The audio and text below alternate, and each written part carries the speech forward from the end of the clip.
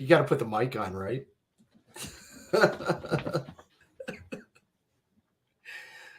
No, your mic's okay, Matt. It was my mic. It was muted. How you doing? Oh, I'm okay. Yeah, yeah. Sorry, I was looking at another stream. I think I got the right one, but I was just putting the link in. Oh, cool. Snowmageddon, is that the one? Snowmageddon. Yeah, I'm snowed Yeah, in. I'm that's snowed okay. in. Yeah, yeah, yeah. We could have it right now. You guys don't get that much snow there, though. No, we haven't had much this year, but we did have a little bit of frost. Yeah, So yeah, we had about 2 weeks of frosty conditions, but not a little bit of snow, but not much. Yeah. yeah. Like here, it was snowing, Mm-hmm. snowing, snowing, and then it decided to rain, and then freezing rain, and then ice pellets, and then snow. So it was a messy drive last night, and again this morning. It was chaotic, Mm. especially when you're driving a Tesla. Are you driving a Tesla? No, no, I watched your stream there with the Oh, test I drive. was like, I just thought he was making me jealous. I was like, you drive a oh jeez. No, no, I don't have a Tesla. Mm. I've got a good old Jeep. Oh Good old right. Jeep. So no problems in this kind of weather. So how did you like the Tesla? Mm, mm. Yeah? Amazing. I could see it could be quite an easy vehicle to drive because of the automatic cruise control that keeps you a distance from the car in front, so you can just take your foot off the accelerator. I didn't realize I was expecting it to do a lot more. Like, if I indicated, I was expecting it to want to change lanes and things like that. But it's really quite basic. It'll keep you in a lane, Yeah. but and you've got to keep your hands on the wheel at all time, otherwise it moans at you and things like that. So there's a few little bugs, but So yeah, it was great. The power though, oh, it moans at you. What do you mean it moans at you? Like it's put your hands on the wheel. it starts flashing blue on the screen, and then it gets faster, faster, faster, faster, faster, and then it's like, right, I'm going to disable like automatic driving for you now. That's it. You've been naughty. Oh. Mm. Slaps you on the hand. Mm. But the power, I mean, Oh it's yeah. it's literally the power to sort of go, like, or somebody's, like people play these games like, I'm going to stop you getting in front of me, or I'm going to stop you getting in a gap or whatever, and you just go, Mm. oh well, there's a gap up there like 10 cars ahead, wow, in, and it's just like you Yeah. take off like a rocket. I mean, I literally went like this, 50, 60, 70. It was like Yeah. do Like do there's do literally no gears. It just 50, 60, straight 70, like that. straight acceleration. Yeah, You amazing. know, And it's unlike quite airy, it's quite yeah, roomy, quite airy. um I didn't like, there was a quirk, I didn't like the indicators, because you have to flick them for on and then flick them again for off. So it's not yeah. like an indicator which stays down, and when you go around a corner it'll cancel. It's like you have to flick it on and flick it off, which is like, nah, I'm not into that. I like a good solid, it's on, I know it's on, I can Yeah. flick it up for off, not flick it again for off. I don't know, maybe I'd get used to it, but So that the first time you've ever had a Tesla, like out on test driving it? yeah, yeah. I Yeah. said I've always wanted to go in one. Yeah. If I knew anybody who had one, I would love to go and visit them so I could just, experience what it's like. But then somebody said, well, it was Ash actually, Ash from Bristol. He said, well, why don't you just get a test drive? And I was like, uh, you think they'd let me? And he went, of course they will. They just let you have a test drive. And I was like, wow, not a bad idea actually. And yeah, Yeah. they said, yeah, I'll have two. Try them out, see what you like. And I'm like, Oh, okay. I'm like, nice. So you tried them both out? yeah, tried the Nice. was it the Y and the X or something like that? I think it was. Yeah. Nice. Mm. Is that the only fully electric car you've ever tried, or have Oh you? yeah, Yeah. yeah. It's the only thing I've ever tried, and it's almost like once you've tried it, you know what you're missing, and you think, wow, if only petrol vehicles were like this without all the noise and the, like the gas guzzling that they do, because that thing does that efficiently. Yeah. It's amazing. I mean, simply from the power point of view, it was, the features were okay. I mean, I didn't like the fact that the speedo was just a tiny little font on the screen that's off to the side. So instead of being in front of you, which would be sensible, so you're like seeing it there, so your eyes can just go down to it, you kind of got to look to the side to sort of check your speed. And I just wish they would have a way to kind of customize it so they can make it big, Yeah, because not everybody has really good vision. If you're wearing exactly. glasses for distance vision, you just come inside and your eyes aren't quite as good on the screen. It would be better to have that. I think just a little thing telling you your speed up front. But yeah. Yeah, there's a crap load of Teslas on the road here, and it's funny in this kind of weather. The guys that own these Teslas seem to forget that it might be a little difficult with acceleration and snow. So Mm, it's funny watching these things. They accelerate to a point where they start hydroplaning over this, and it's yeah. like bang, bye. But I Yeah, watch videos of Tesla people. They literally tested them out. What's the best vehicle to climb a hill in yeah, ice? yeah, Tesla. They had like Jeeps, they had like Fords, four-wheel yeah. drive this, four-wheel drive that, special tires on all these vehicles, and they were all struggling. And the Tesla just went whoop, right up. Yeah, because yeah, it's as long as it's got great traction, right? It's got the traction, and again, you don't have to worry about like that separated acceleration with a gas powered vehicle, right? I think Where it can actually put the correct power into each wheel, whereas a yeah, lot of other cars, what they tend to do is they put the power in there and they break the wheels, like mhm, almost to kind of reduce the power on each wheel. But it's very slow and it's not reactive. Whereas the Tesla is instantaneously like, yeah, it's like a little stepper motor. It's really got the grip mastered, and it knows what's going on with the wheel. So it's and it's sort of staggering it, and it's amazing. So I mean, they do seem like they've actually got good, four-wheel drive traction on them. Certainly the dual models, which are the sort of ones that have all the wheels connected up like that. I mean, there are cheaper models, but I mean, yeah. if you're going to spend silly money on a vehicle, you might as well spend ultra silly money and get the best. So yeah, Exactly. I mean, you don't want to go half-ass with something like that. Yeah, yeah. You're going to spend that kind of money. You want a fully loaded. Absolutely. I mean that's like any vehicle that you're paying that kind of money for. mm, But quality though, sometimes you pay shitloads of money for the extras and fully loaded, and you sit there and go, "Wow, why did I pay for this?" It's like yeah, garbage. yeah. There's Well, a lot of those out there. Even though their names are well known, you sit there and go, "What?" yeah. Why? I mean, you can spend that sort of money on another type of vehicle. It'll be a gas guzzler, and you'll Yeah. think like, yeah, I've got the heated seats, and I got this, and I got that, and it's like, but then you could have had a Tesla. I think probably in the United States they have got a good charging network, but to get massive distances, you are going to be Still. stopping, charging, stopping, charging. It's more suited to a smaller country where everything's more compacted in, like the UK, because you could get pretty much where you want to go on one charge, or two charges. Yeah, Um, the but system's there, but yeah, it's still pretty archaic. I know here it is. They're starting to pop up a little bit more because of the initiative to fully go electric. I think by 2035, but I don't know if that's going to be realistic because you have a lot of pushback with traditional vehicles still. But I don't know. We'll see. I think that anyone who hasn't tried driving one, if they Yeah. would literally just go and try a Tesla, and then you might not want to buy a Tesla, but you'll have a good idea of where that can go, because I think the Tesla is the leader in speed, functionality, safety. It's Hmm. incredibly safe. Yeah. It got the highest rating for like crash protection and sort of like rigidity. It could flip over and it's not going to crush you, because it's really solidly built.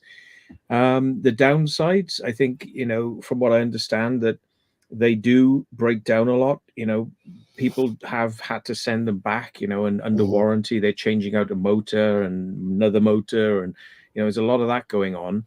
Um, but I think the biggest problem is, maybe not in the United States, but certainly in the UK, is that electricity prices went up by Mm. 4 times. Yeah. you Yeah. know so now it isn't cheap to drive a Tesla anymore. The whole idea was it's No. electric, so it's nice for the environment, but it's also going to be cheap, and it ain't cheap now. It's like costing the same to drive as a petrol car, so what's the point?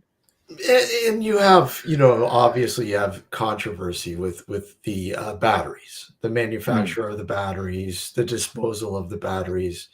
You know, and they say, well, how is that any better for the environment than oil is, right? Yeah.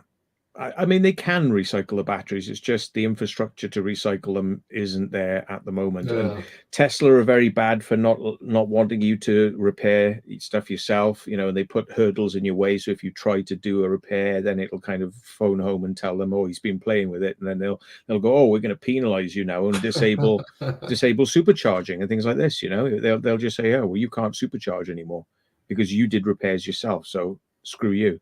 Little dirty tricks like that. You know, they're acting a bit like Apple, you know, in that Yeah, like respect. And Apple, exactly. yeah, so I mean, it's one of those things. I think if Tesla can iron out these niggles that people have, you know, that they don't like the fact they can't get it repaired elsewhere. They don't want to spend £20,000 on a new battery, Yeah. because who wants to spend £20,000 on a new battery?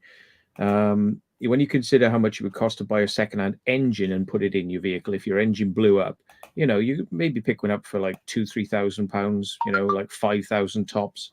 And with that to be said, you know, like, would you want to spend that much on a battery, which is really the main component Yeah. of one of those cars? I think things are changing rapidly though, because there's a new type of battery technology coming out, which is aluminium based. Yeah. Um, Yeah. Yeah. it has more cycles than lithium, so it'll Mhm. last longer. It can charge much faster and give out power faster. So I think once you start to see that coming along, then this whole business of having to sort of sit there for half an hour to charge up is going to become like 10 minutes to charge up. And it's not quite so bad then, but you know, it's going to have to start trickling in. And you know, it's going to be interesting because you know, people who are adopting these now, they're the front runners, and they're obviously early adopters are going to get the crapper end of the technology, even though it's crazily good. Yeah. They're kind of, you know, lithium ion is not all it's cracked up to be. So yeah. Well, I mean, that's what that's basically what, so a little bit more nickel in with the lithium. What is that battery? The differences? Do you know? It's nickel cobalt or something, I think. Nickel cobalt. I think it's like half and half or something Yeah, with the and I lithium. mean, they don't have an incredible life cycle, these batteries, you No, know. no. They don't especially if you use them like, you know, any lithium cell. If you fully discharge it and you always charge it to the top, it Yeah, doesn't like it. It likes to be 80% down to about 40% and then back up to 80%. So if you're driving in that cycle range, you know, you'll get more out of your battery long life. But if you're doing long range, you're going to kill your battery faster. So they haven't really solved that um, problem. Yeah, there's been lots of videos yeah, of Teslas burning to the ground, but I mean, yeah. go and have a look. There's loads of you know, Vehicles. petrol vehicles on Yeah. fire. You know, loads of videos of that. So, Mhm. I mean, no more than any other car, I think. But Well, you know, that's what you. I think Tesla and what was it a Toyota or Honda or a Hyundai? Mm, One of their vehicles is notorious for catching fire. So I don't know. Electrical, yeah, usually, and a lot of cars have that sort of stigma. So I mean, yeah, sure, sure, because they'll pick on Tesla because it's the new, not necessarily the new kid on the block, but the newer kid on the block. You yeah. know, and sort And of they have leading this. the They have this. Oh, sorry, they have this yeah, funny thing as well. They found out that people who are buying the yeah, Tesla, you say, "Well, I want this battery or the bigger battery," but if yeah, you buy the smaller battery, it is the bigger battery, but they yeah, just disable it. They disable it, and then you know, so some people found this out, you know, and it's kind of like, well, I'm actually getting the bigger battery. Why aren't you giving it to me? Oh, because you didn't pay for it. So you've got all these cells in there which are not being used, mhm, and it doesn't get used for kind of like longer range or make my thing work longer, make the battery work longer. It's just like, no, we disable, you know, you just don't get that power. We tell you it's a smaller battery and it charges to a smaller amount and you drive less, but you've actually got the bigger battery. So that is really obnoxious. You know, I yeah, think if they're going to sell you the battery, just sell one battery, make it a big one, and mhm, stop sort of charging people extra money. Because you can say, "Oh, I want the extra battery," and they go, "Click," and then your yeah, battery's enabled. You know, it's there, it's yeah, already there. So you can Yeah. enable all these features on the car that you didn't pay for when you bought it, but you can enable them later on. So they're all there, and again, yeah, Paid license for programming. Oh yeah, well, Yeah. Pay it's me costs a now lot of money. already. Costs a lot of money to get somebody to go like this, click. Yeah, Exactly. yeah. Exactly. Yeah, it's like a lot of people in chat there stick to the petrol. I'm too like I like the vehicles I have. Like I said, I've got fully loaded Jeep, and I'm happy with it. For the terrain and everything that I need to drive and stuff, I'm fine with it. Um, and again, they're well, the bigger companies obviously are moving towards the hybrids and fully electric. So I mean, it's only a matter of time before gas guzzlers are a thing of the past. I know that a lot of the muscle cars now have taken a hit. So Mm. over here, like the Chargers and the Challengers and the Mustangs and stuff like that. The higher, well, not the higher end, but the muscle cars, if you will, they're taking a hit, and they have to adapt, and that's what they're doing. They're adopting these cars to electric, and a lot of them admit. I don't know if they're just admitting it just because they know that they have to do this, or it's, oh, we see money in a new segment here, it's growing, we see dollars. Mm. Is it necessarily a good thing that they go fully electric, and then all of a sudden everybody buys into this electric system, and then all of a sudden you're like, what? It falters. Mm. Then what? Yeah, and I mean, for what they're saying you require in terms of power, if everybody was to get Yeah. electric vehicles, the current grid couldn't handle it. No. So I mean, electric vehicles are very well suited for somebody who's got their own little bit of land and a garage and Yep. can have a fast charger fitted to the house, Hmm. and has solar panels so that during the day it's charging your car, Yep. or storing it and then Hmm. charging it at night, and then that's free electric. But right now, with the way electric is costing, it doesn't seem like a great idea. And somebody just said now, Clive Rutherford, I think, he was saying there's problems with build quality. A lot of people complaining about the build quality.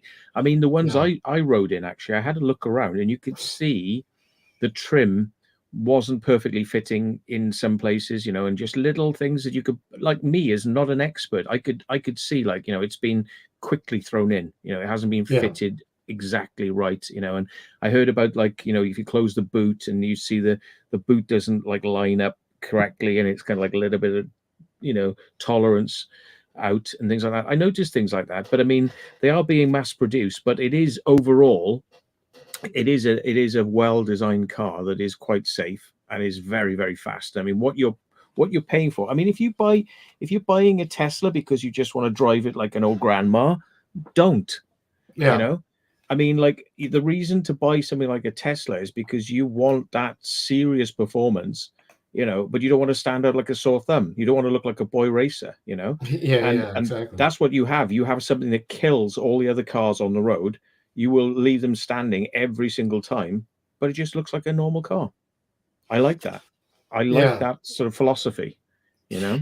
And I, well, that, I remember in the beginning, people were going, well, I don't know if I'm crazy about the look of it. It kind of looks, I don't know, too wavy or too bubbly, and there's all sorts of criticisms with the way it looked, and then all of a sudden those same people criticizing it were the ones buying it and going, oh, I love this thing, it's absolutely amazing.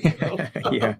I think You know? whatever you don't like about the design, because I mean, I look at them and they look a little bit flat and low to the ground. They're kind of like a Yeah. flat car, and I kind of, I'm not amazed by the looks, but everything you kind of don't like about the way it looks, I think it makes up for in the performance. It's just like, it's a performance vehicle Yeah, with absolutely. some, Mhm. like all performance vehicles. If you buy a really souped up car, Mhm. big exhaust, like high throughput, big turbos and all that, Yeah. it still won't perform as well as a Tesla.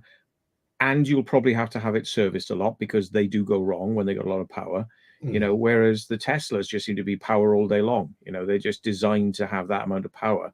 Um, Yeah, but I mean, when you look at a big, powerful car, like I know some people who've got cars that are like souped up to the max and they've tuned them.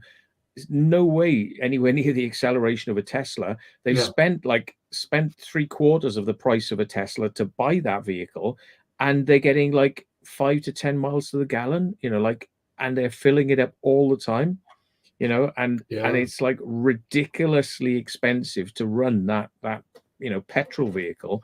And I just said to them, yeah, which you're going for the show off factor, the loud noise, the pop pop pop pop pop, and all the sort of like, you want to be seen, you want to be heard, you want to.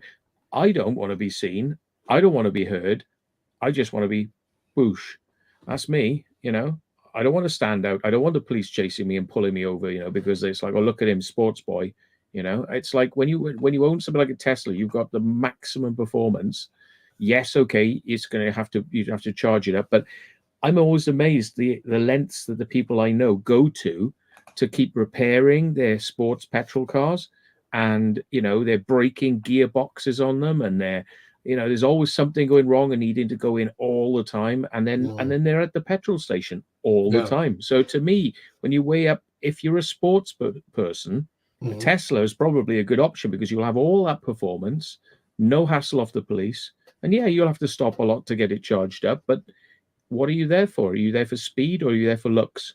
Well, that's the thing. I mean, you You have know? to take into excuse me, you take into consideration why you want the vehicle. What you're buying the vehicle for? Are you Mm, buying it to drive to work and back, and that's it? Okay, fine. mm, Your carbon imprint is probably going to drop a little, whatever. But yeah. yeah, if you're going to go for speed, obviously it's a fast car. There's no doubt about that. Looks, I don't know. Me personally, I'm not a big fan of the look of them. Mm, And I think Medieval was saying Challenger. I love Challengers. I'm a big fan of Challengers, especially souped up and they but yeah, but you look at them when they, all these videos that you see on YouTube of all the, the racing and stuff. I mean, it's just amazing how quick the Tesla can just like, whew, it's it's it's just wow. I mean, and it's effortless as well because yeah, there's no gear changing, and yeah, like a lot of people like the simplicity of automatic cars. I mean, they're so popular in the States. I can't stand automatic cars. I mean, there's nothing worse than it choosing. It can be mm, doing 7,000 revs. yeah, It can be doing 2,000 revs, and you're still doing the same speed. It doesn't matter. It's just, and it doesn't matter. yeah, You still aren't getting there faster. You put your foot down, the revs go up. You're still doing the same acceleration. Okay, then you got the more slightly advanced. You got the Tiptronic, the tappy gears, so they're sort of like a pseudo manual thing, so you can control it a bit more. That's better, but that's all really expensive stuff. I it mean, is. it is expensive as hell to get those types of cars and engines and things. When this has one accelerator, you know, unless you want to be doing 170 miles an hour, down, which I know some people do. I know people who like to do speeds like that, which is, curls some people's hair. Yeah, get a petrol car. It'll probably do a higher top end than a Tesla. But if you're just driving normally and not wanting to create too much attention, for yourself, ideal. You own the road. You own the road in the safe space that speeds allow for. For the 0 to 70 sort of person. I think Yeah, they're okay. Yeah. yeah, yeah. It's Mm. I mean, yeah, I if I had to go to an electric car, yeah, I'd probably go with a Tesla right now. Down the road, obviously, that might change depending on what's being offered. Because I mean, you see all these other variations and variables coming out. But yeah, I mean, once we start to master it, I guess, a little bit more than what it's at now. I mean, it should be pretty interesting. It Yeah. should be. There's some other weird things that I've seen people doing. There's a guy from Norway, and he goes out in his car and he sleeps in his car. And because the amount of energy that you use to heat the car, you Mm. can heat it for like 4 days with a heat full on, just sitting there, just sitting in the car. and it just not a problem. It doesn't really knock it down because the amount it Yeah. takes to drive the car is massive amount of power. But Yeah. just keeping the heaters on. So he's in Norway and he'll go to sleep and it just like keep the heaters on and it's like just trickling away, not much power. So he can use it to sleep in. Now, if you were to do that in any other vehicle, of course, I've done it, and sometimes Mhm. you leave the engine on because you need a bit of heat in the car. You're going to get Yeah. fumes come back in the car, and it's not good. But you don't get that with a Tesla. So if you were somebody that wanted to just recline the seats and sleep in the car, you wouldn't even need a sleeping bag because you could just put the heat on, put a pillow behind your head, and just sleep there like no requirement for a sleeping bag, because you're not going to get the fumes coming in. It's little weird things like that, that are interesting. So Yeah, yeah. exactly. It's certainly a good debate, that's for sure, with how things are early in the way things are coming out and options and stuff. But I mean, so far it's getting pretty interesting.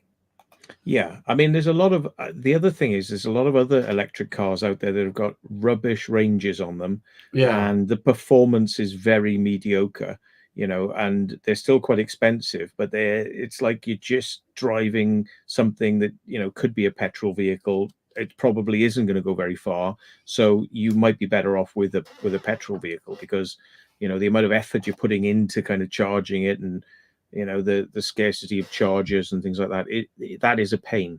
But you know if you want the long range, I think the Tesla's the best out there, and there's a lot of crap out there like the Jaguars. People have bought an electric Jaguar and Oh they're saying God. they get like about maximum 150 miles out of it.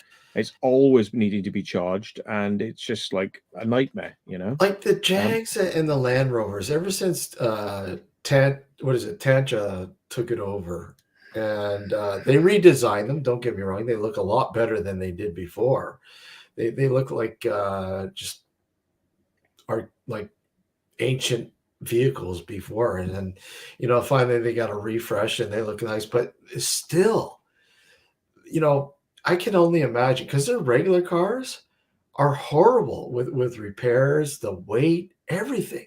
They're yeah. like they're hunks of metal, and people will pay big bucks for these Land Rovers. It baffles my mind.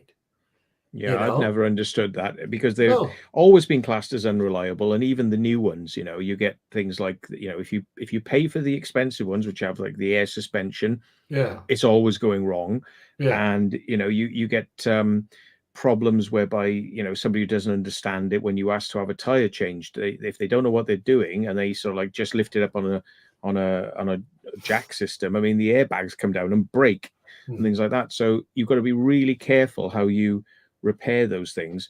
And I've known people who've had them and they've always had problems. And they still do.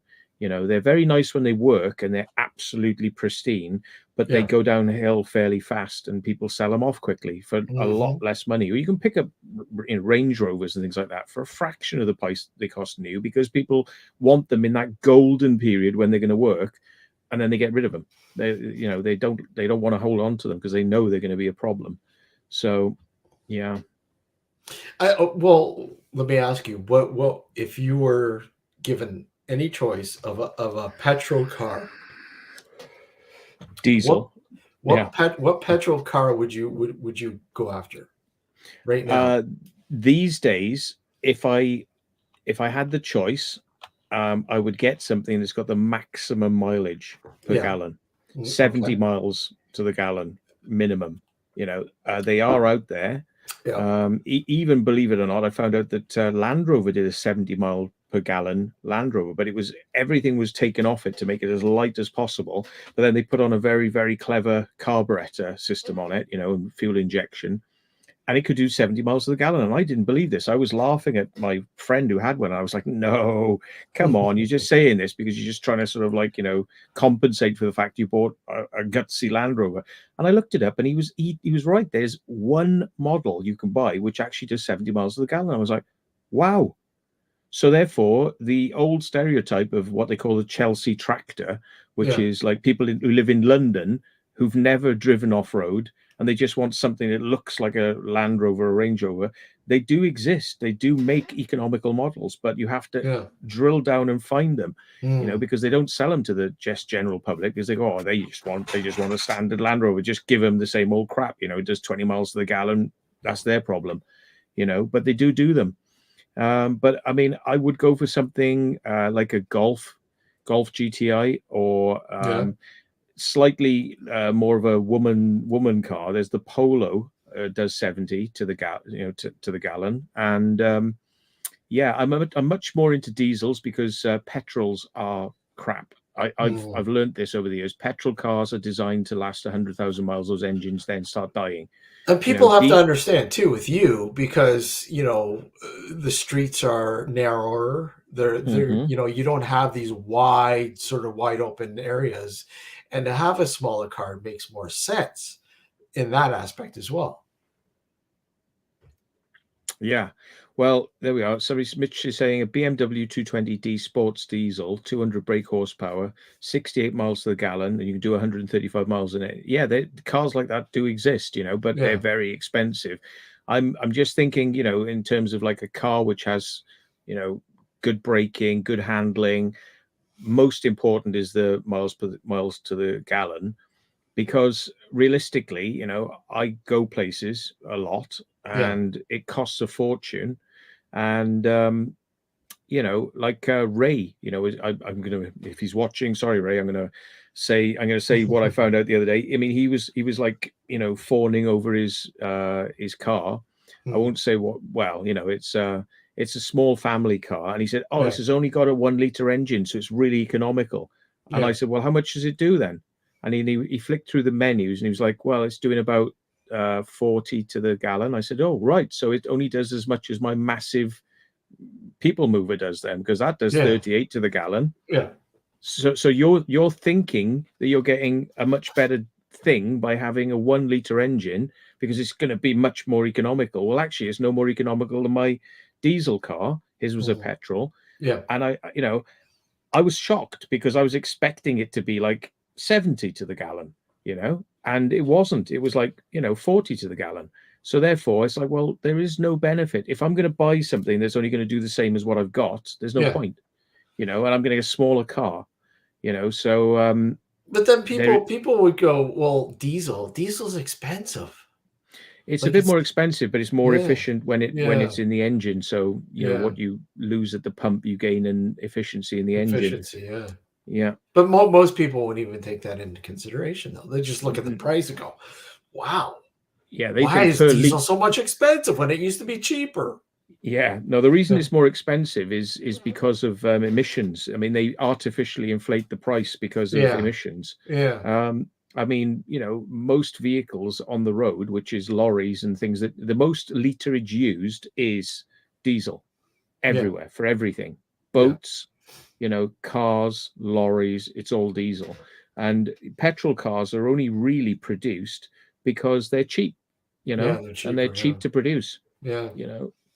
And I mean, when you consider those engines are only really designed to last to 100,000 miles, and then they start playing up badly and could explode, then if you realize a diesel engine is designed to go to 200,000 miles. So the car you've invested a lot of money in is going to last longer. Now, most diesels, if they're well designed, will last you 400,000 miles. I've had 380,000 out of my vehicle, and it was rust. The body was rusting before the Yeah. engine was wrong. So they are very good if you look after them, but you never get that out of a petrol. No. Petrol is just mass production. It's for the public. It's petrol cheap. Get them out there cheap. Throw them together. Diesel is for people who know a little bit more about vehicles and want them to last longer. So it's one of those things. But yeah, I think the fuel efficiency is more important to me than anything else. Over looks, over any features it's got. Mhm. I would go for something that's going to be cheaper to run because I need to save money because it costs so much to get places. So And like you said, you're all over the place. You're going to a lot of locations. It's like we never actually see Matt driving to his locations. It's like he has a transporter and he goes Mm. from point A to point B so efficiently. Yeah. Yeah. No. But I we do mean, get to see you drive every once in a while. yeah, I mean, this is why I've been like said to Ray and Steve, because they had this habit of wanting to take their own vehicles, and I'm like, why are we doing this, guys? And they were like, oh, because I like to drive my own vehicle, and I'd rather drive mine there in case something happens, and I can come home then whenever I want. And I'm like, yeah, I get that, but you're spending £60, he's spending £60, and I'm spending £60. Whereas if we all went Yeah. in the same vehicle, we can all have a chat, Yeah. and then we're all paying £20 each. So it's like this you can't really justify just driving somewhere on your own. It just doesn't make sense. I No. have to do it sometimes, but I mean, I'd rather share the vehicle with somebody if I could. So money is a big factor in, how much is it going to cost to do one of these explores. And so I think that having something that is actually cheap and quick and comfortable, comfort I like as well. That's why I sort of, yeah, some people's vehicles I've driven in, they got really tough suspension and it's like dung dung dung, and then I see them and they're like going down a straight road and the vehicle swerve to the left, swerve to the right, swerve to the left. So it's like driving all the time to kind of fight the steering. And I'm like, that's crap. That's a Come on. crap Come design. on. Matt, you don't have like a little minivan that has secret vault mobile on it? No, no. That would be cool, man. Yeah. I mean, but like I know driving mine from everything I've driven before in the past. Yeah. Oh God, I can't answer that call at the moment. Let me put it on silent. Yeah, I'll ring him back. Yeah, the thing is when I sitting down in mine, it's soft suspension. I'm not into this hard suspension, and I Yeah. like a vehicle that when the wind hits it, it keeps going in a straight line. And when you hit a big Uh, puddle, it yeah. doesn't want to kick Veer sideways. off. Yeah. you know Yeah. and the thing is, a good vehicle that can kind of drive well versus one that is very, very skittish. Yeah. And yeah, so that's kind of why I'm into the one that I'm into at the moment. But yeah, and I would definitely here they are ringing again, look. Oh, God. No. Yeah. Go ahead. If you got to take it, I can carry it. Go ahead. No, Are you sure? no, it's all right. They'll have to leave me a message. Yeah, so it's one of those things. Like, I mean, sometimes the comfort of the ride, can be more. Again, for some people, it's more about comfort. Yeah. And I think, I can kind of just set mine there and it just goes, and there's nothing you have to do. It's kind of it just drives straight and that's it. So yeah, I mean, if I was going to go for another car, I'd want to test drive just to make sure that at the sort of conditions I drive, that it's going to drive in a straight line, And it sounds silly, but like there's a lot of cars out there that they No. can't Yeah. they can't drive in a straight line, It isn't you know. silly though. You're right. You're absolutely right. They hit a puddle and they're like veering off. It's like, oh my Mm, God, it can't handle a puddle. mm. But yeah, in high winds, and even not even high winds, but in hefty winds, they're like it's can't handle the wind. Swerving, yeah. Like So there's I little remember, little I things remember like that. year, I remember years ago I had this vehicle and I was driving on a highway here and probably doing about maybe 110, 120 kilometers an hour on the highway. And it was a Suzuki Sidekick. Mm. Yeah, And they are not stable. I've they're driven a few Suzukis. horrible. They're Oh, horrible. And I remember all of a sudden the fucking the engine hood fucking unlatched, came right up against the window, and of course I can't see. And I'm like, what the I'm putting my brakes on. I'm looking behind me to make sure there's nobody behind me directly, and all of a sudden it fucking breaks loose and fucking just you see it going behind me and rolling down the highway, and I'm like, oh man, it's a good thing nobody's directly behind me. Oh my Jesus. God, that was crazy. I said, as soon as that happened, pulled over, fucking, made sure everything also was okay, got home okay, because there was absolutely no way I was going to be able to get the fucking hood. It was on a fucking Wow. highway. There's no way. So I drove home, and yeah, I just got rid of it. I said, never again will I ever buy a vehicle like that, and never again. It was horrible. Yeah. But just imagine that you're driving, then all of a sudden your hood flaps up, rolls behind you. Holy fuck! I mean, it could have been very chaotic if there was somebody behind me directly. Yeah. I I mean, like a friend of mine, he had a Jeep and a Range Rover, and I went in with him, and I don't know whether it was the tires he had or something, but I mean, literally, this thing was steering itself down the road, and he was Yeah. having to like compensate for it because it wouldn't go in a straight line. And you come to a corner, and it was like literally like bending into the corner, and it's like, whoa. The whole experience, I was just like, well, that's not a very stable vehicle, and I can see why some of the people like who have those vehicles, they drive them slow. It's not just because they're trying to save money, it's because the bloody things don't hold to the road. They've got a mind of their own. It's literally like it's like driving a tractor. It's like this thing is like literally I remember him bouncing, and then it bounced into a different direction. It was like dong dong dong, and he was steering it, and it was like boom boom, and it's like he's trying to keep it going in a straight line. And I was like, no, you can steer me away from those, thank you very much. Yeah, thankfully I haven't been in bad accidents. I remember one time I was at an old theater, major theater, and we were doing. It wasn't an urbex, but we were granted access to the theater, and we were in there doing a little bit of an investigation. And I remember leaving and then driving home down the main road of the where it was located. And I'm doing the speed limit, going through an intersection, and all of a sudden this fucking car comes out of nowhere, and I T-boned it on its passenger side, and it went right into the traffic light and whack. And of course, my airbags went off. Boom, boom, boom, boom. What the fuck just happened? And then I get out of the car because my glasses I couldn't see a damn thing. I get out, and of course it's a cop. I'm like, oh wow, I just whacked a cop. This is going to be interesting, right? The cop ran a red light, didn't have his cherries on, nothing. And I'm like, wow, okay, they're going to fucking hide this. And they did everything in their power to hide, to make it look like I ran a traffic light. Yeah. And I didn't. I had a witness everything there. Thankfully, that was on the standing on the corner of the road where off duty paramedic. Oh yeah, he ran it, no cherries, nothing, poof.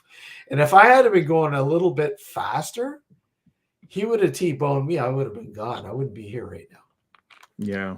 It's insane. But that car, like I said, it was just like a tin bucket.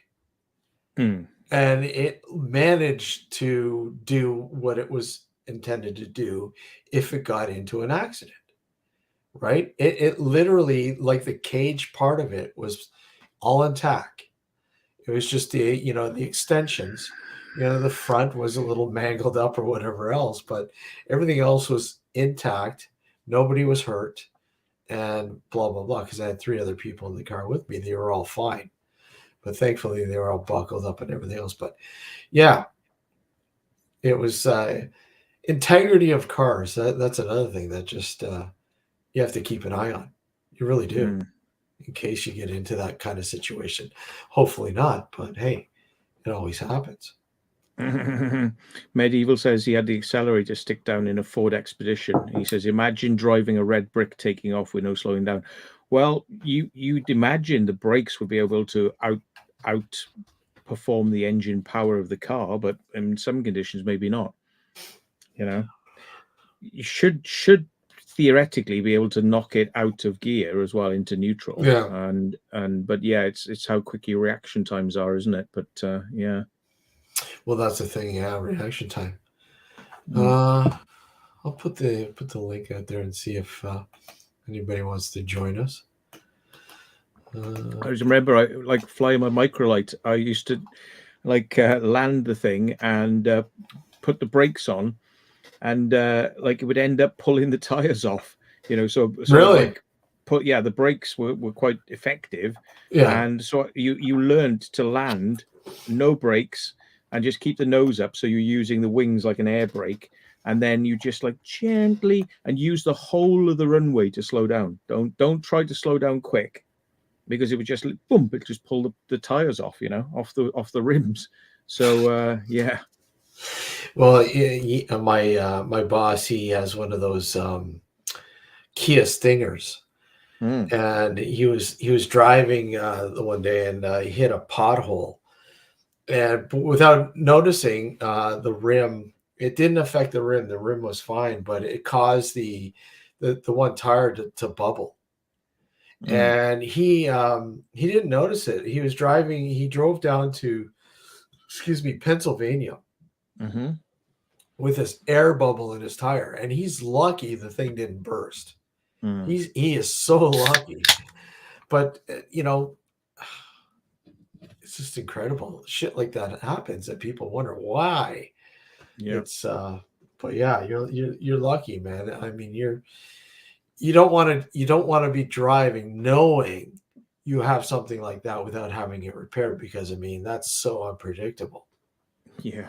So I've had a few interesting accidents. I was driving a oh Mini yeah. once, and I mean those things are absolute shite, Oh really. I mean really? they handle well around corners, but Yeah. brakes, that was an afterthought. Like, what brakes? Really? Any brakes?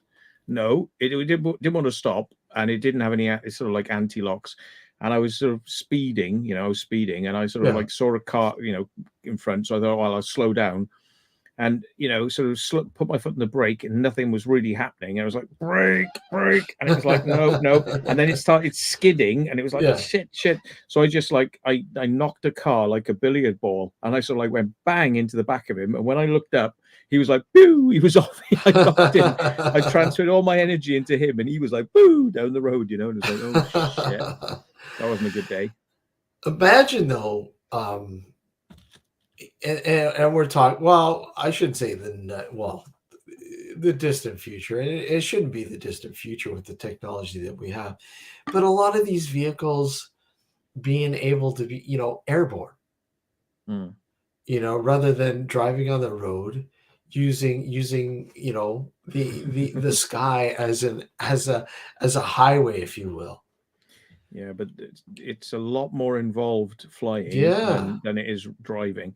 yeah, Um, yeah, I mean, the thought has always been there that one day we would have flying vehicles, but the yeah. trouble is, it's hard enough to get people to kind of know their spatial awareness when they're on the ground, let alone in the air. In the air, And yeah, they with flying as well, it's like on a road, what should be coming from where, so you just yeah, look like, yeah, and you've got your mirrors, and you kind of know yeah. what should be coming.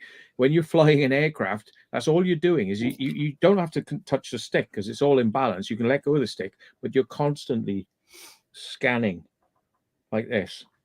You're scanning up and down and around, and that's all you're doing. You're flying. It's great because you get a good view, but it's like you're scanning, because things will come towards you very quickly out of nowhere.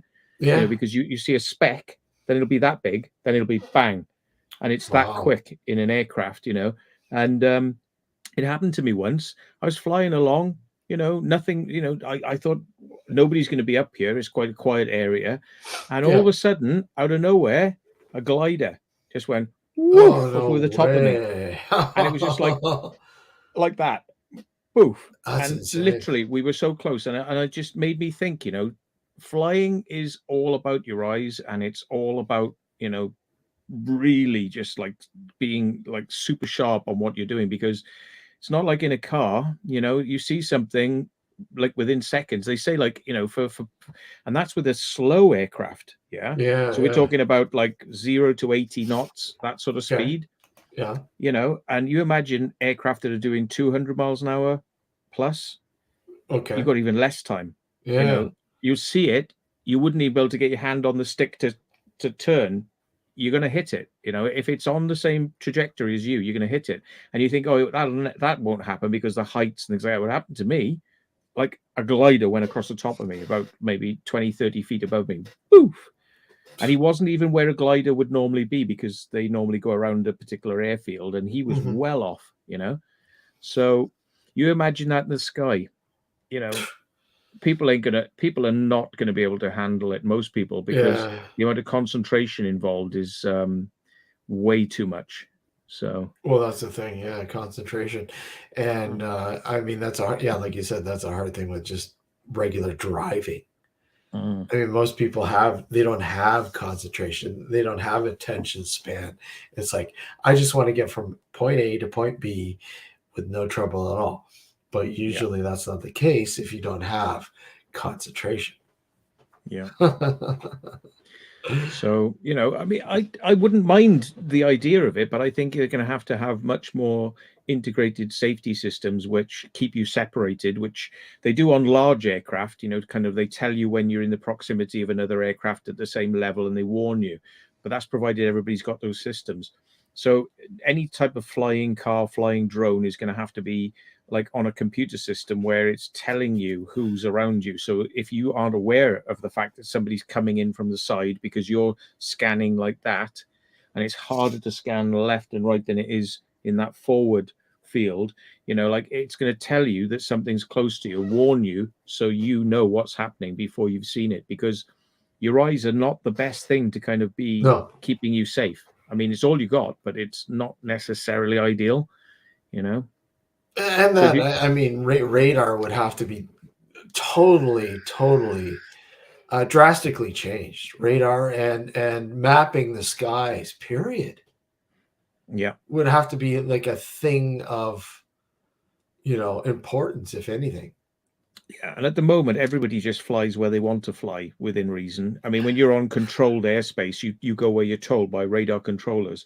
But like flying at the moment, you fly wherever you want to. So it is down to you to kind of work out whether or not you're going to hit somebody, and that's your eyes take care of that. But you know, if they did ever go for things like that, you know, all these vehicles would be lined up in lanes in the sky. So instead of being in a lane on the road, you'd be in a lane in the sky, and everybody would be flying along that lane at different heights to keep them safer. But you know, it would be an incredible system they would have to keep that safe.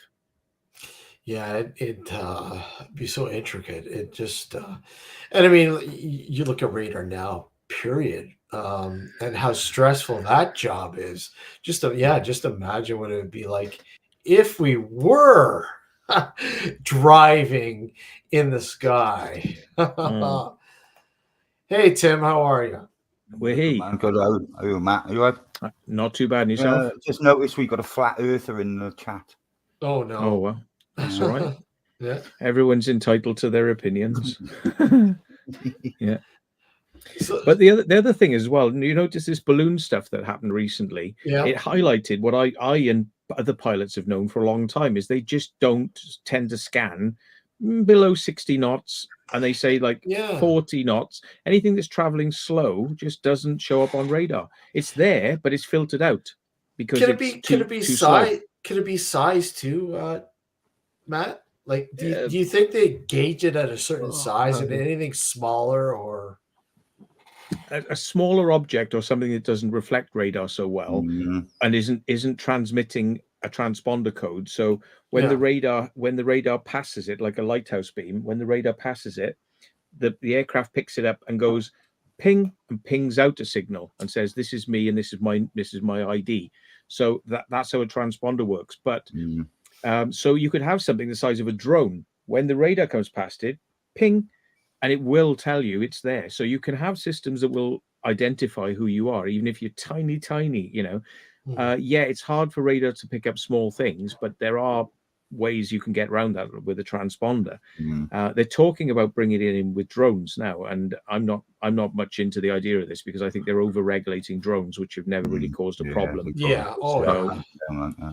Yeah. So there is that, but yeah, I mean, most of the time, everything that they don't know about that isn't pinging itself just disappears off the screen because the screens are told to remove these items. Because why would you be interested in something that's flying at 30 knots or 40 knots?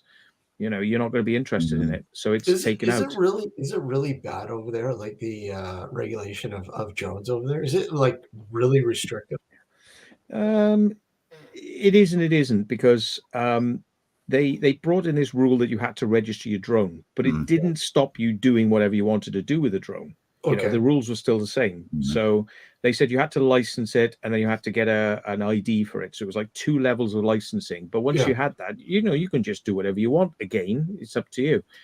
So, I mean, why do you need to have like a sticker stuck on the side of your drone that's identifying you? It doesn't mean anything, because only when you're involved in a crash does it become an issue. So then they said, oh, we're going to up this to a 3rd level where your drone has to now ping out a transponder code so we can work out who you are and where you are. But most drones only fly up to 400 feet. That's the legal limit. So most radars are not going to scan that high, because you'll have hills in the way. So there's going to be all these gaps where they can't even see you. Even if the radar was to scan, it's going to be scanning thousands of feet over your head. And even if your drone pinged back, it wouldn't even reach the radar. So it's not going to know where you are. So again, it's a failed system before it even starts, because drones aren't meant to go above 400 feet. And 400 feet is not high enough to be seen by radar in most places, because you have hills. So why are they bringing all this like extra regulation in? It's like, it's silly, So I mean, a lot of these maps that have these no-fly zones, because I mean, there's lots of apps that will show you, okay, well, you can't fly your drone over here because it's close to an airport or whatever. I mean, do you think that's silly? Well, it's built into most of the drones now, which stops people doing silly things, because it won't let the drone take off. I've hacked that out of my drone because I'm a pilot. I understand where I am. I look at the air maps and I know when I'm flying and whether there's any restrictions. So the trouble is, say, for instance, I was to ring up, as I have done, like an airport, like Southend Airport, Bournemouth Airport. And I said, look, I need to fly within your airspace because I've got to go and photograph something for a friend. It's here off the end of your runway. I'll be about 10 minutes. Can you give me a space? And now that's not a problem. They don't mind me doing that. Yeah. So they say, right, when are you going to be ready? And I say, well, 15 minutes time. Ring us when you're ready to go and tell us when you finished. And I've even got an air radio with me, so I can actually make contact with them directly without having to ring them with a phone. So, I mean, I can get on the radio. I can say, right, I'm ready to go, do the thing and come down. And then they're like, right, clear. And the thing is, they'll actually move aircraft out of the way and warn them, like, warning, don't go in this area because somebody's flying a low flying drone doing something, and you keep it as quick as possible. Now, here's the problem, right? Even if I was legally allowed to fly in that area and I've been given permission by air traffic control, the drone wouldn't take off. So for me, I have to hack my drone. Because I know I'm allowed to fly there. I've got the permission to fly there. I'm not doing anything illegal, but the drone wouldn't take off. So therefore, a lot of these drones are a pain in the ass for the professional pilots that are trying to use them, because you're restricted. And you can unlock the drones theoretically, but I've tried to unlock a drone with a code to fly in an area, and it's gone no. It's accepted the code. It still won't take off. It's like nope. So it's like I've had to call them back and say, look, the drone won't take off. And I'm just like, this is a bloody pain in the arse. So the thing is, there are 2 grades of pilot. There's amateurs that haven't got a bloody clue what they're doing. And then there's professionals who are being held back by the drone's restrictions. So therefore you have to hack them. So I think it's good that these restrictions are in most drones for most amateurs, because they don't understand what they're doing. But for the professional, it's a bloody nightmare. We've got a flat Earth outbreak. That's funny. Yeah, that's cool, because I got to do a drone some drone footage of an old farmhouse that I've been looking at for a while, and it'll be interesting to see a different perspective of the property and the house itself.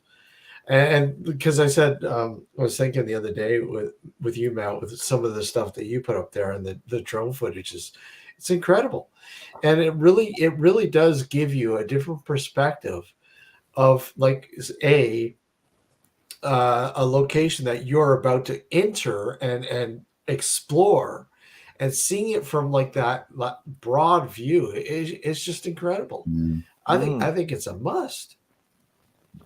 Yeah, they are good. They're very handy for that sort of Yeah. thing. But yeah, you know, these restrictions that they're putting in at the moment, like register your drone, you know, ID, like the drone's going to transmit that it's there, all this sort of stuff. And if it can't communicate, the other thing is like if it can't have an internet signal on your phone and it can't communicate, then it won't take off. They're talking about all this sort of stuff. So it has to be like logged, and it's like this stands in the way of just normal flying. Now the thing is, I could fly and microlight or an aircraft. I don't have to legally have the transponder on. If I'm not in controlled airspace, I don't have to have the transponder on. That's up to me.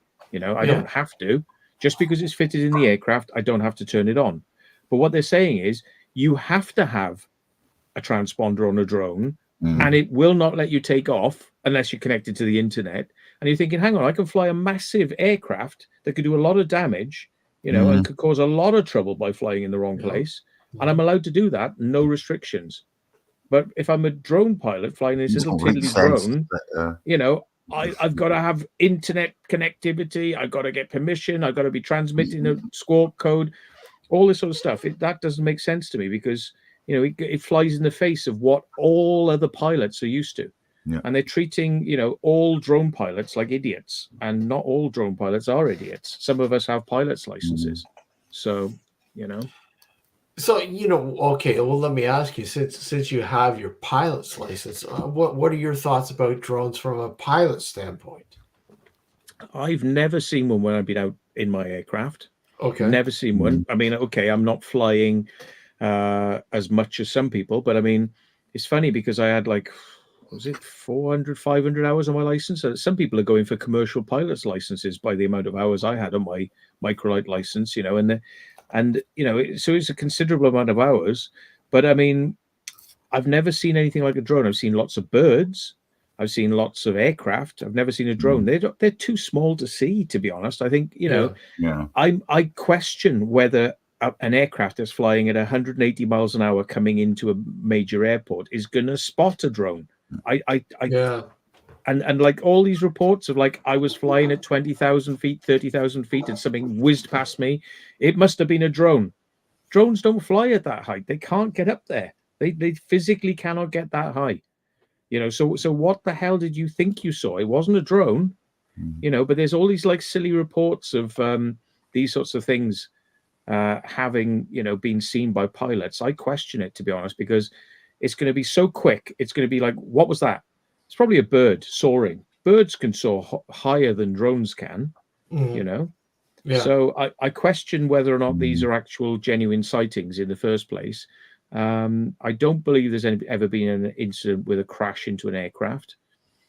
And, you know, it comes down to the responsibility of the pilot. You know, at the end of the day, it's not the drone that makes the mistake. It's the pilot. If you shouldn't be flying it high and near airfields and near air traffic. And if you do, you're responsible, not the drone. It's not the drone's fault.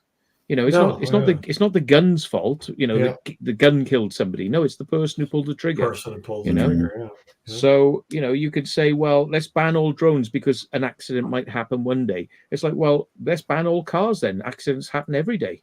You know? Adverse effects like lasers. Yeah, I mean, people shining the lasers up into the planes and shit. That was another issue. Doesn't happen very often. It's very, very irresponsible. It really doesn't happen very often. And I think, you know, most instances it's been over exaggerated because, I mean, a pilot has seen a laser like in his window.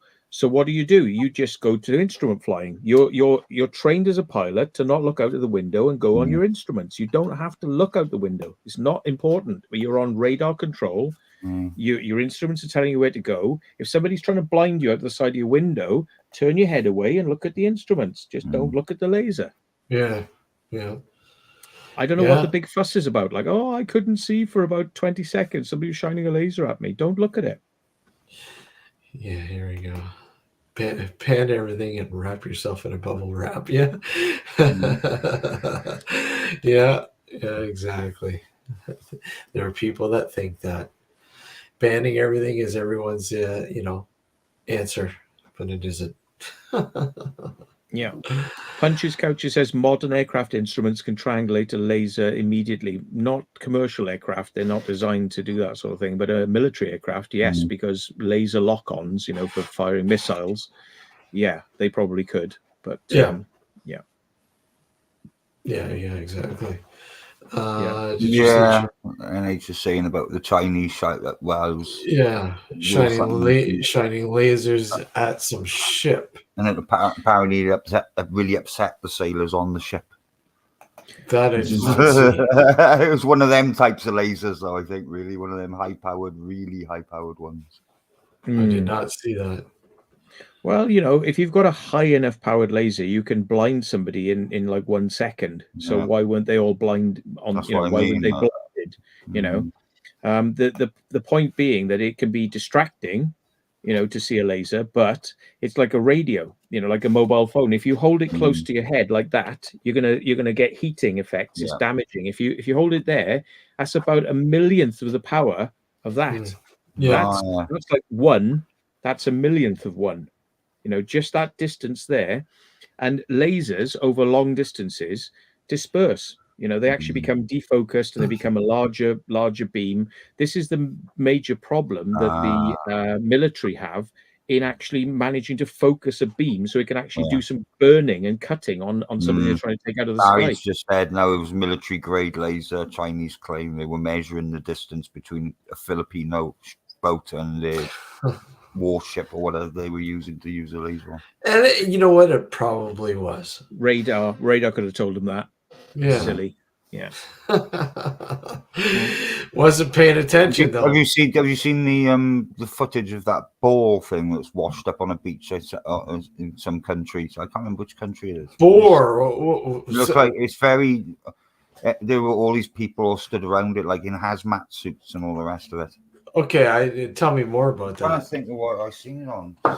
Recent. I'll try and find it. Actually, I did see something the other day that a ham radio club said that one of the things that was shot down was one of their balloons that had a ham radio transmitter on it, and they said, I heard about that. Yeah, they said, well, we've got to stick our hands in here. That was one of our balloons, but. Whether they were flying it legally or they'd warned air traffic control what they were doing, because if you send a balloon up, you should really be telling people what you're doing, because then they can work out the trajectory and the height, and they'll keep aircraft out of that area. So if they launched it without telling anybody, that's a bit naughty, because you're not in control of a balloon. So, yeah. Okay, I want to know more about that, Tim. What's this for? I'm just reading about it now. No, there were a load of people all stood around it, all like I said, and with hazmat suits and all. But where did this take place? Japan. Where was this? Japan. Oh, Japan. Big ball was similar to a steel buoy. Dislodged buoy. Yeah, but still by a Chinese shipbuilding company. Go figure, right?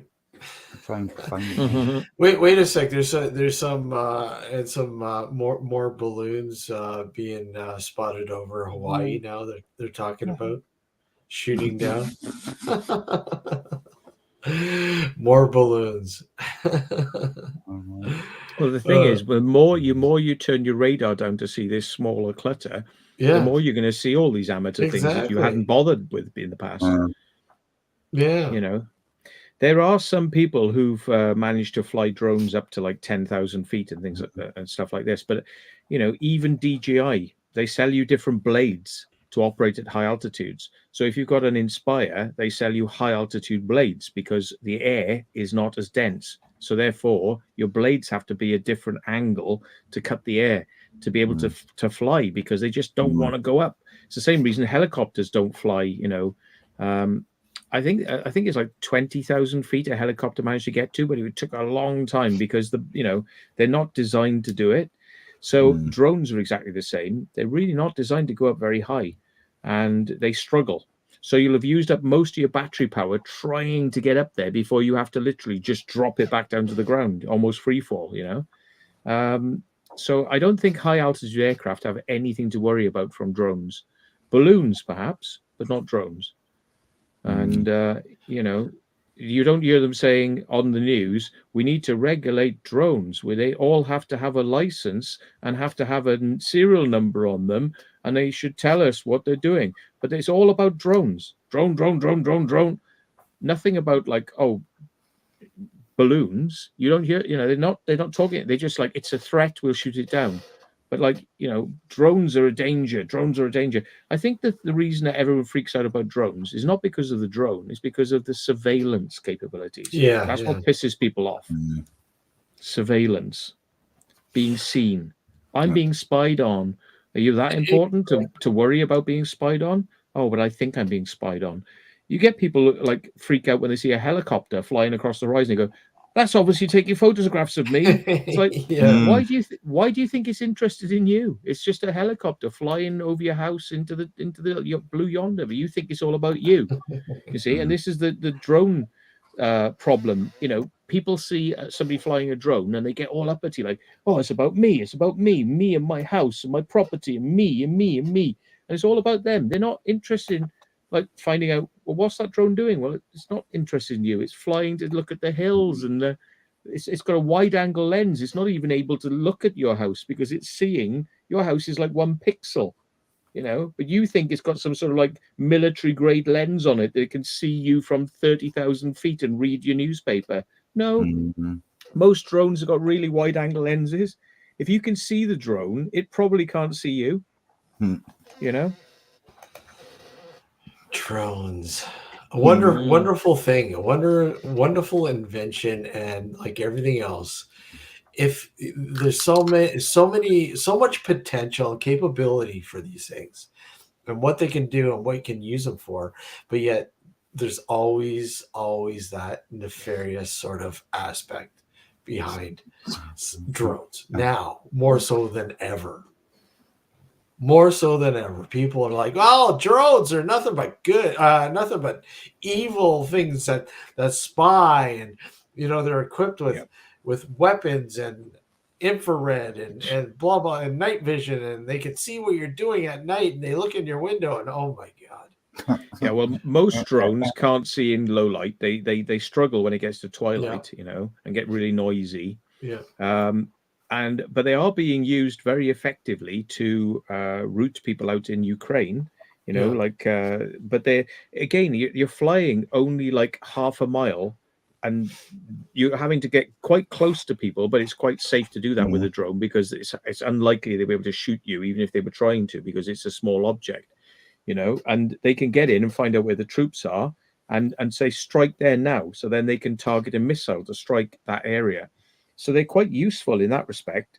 So everyone loves, if you say drones in Ukraine, everyone goes, oh yeah, drones. When you say drones in the United States or the United Kingdom, no.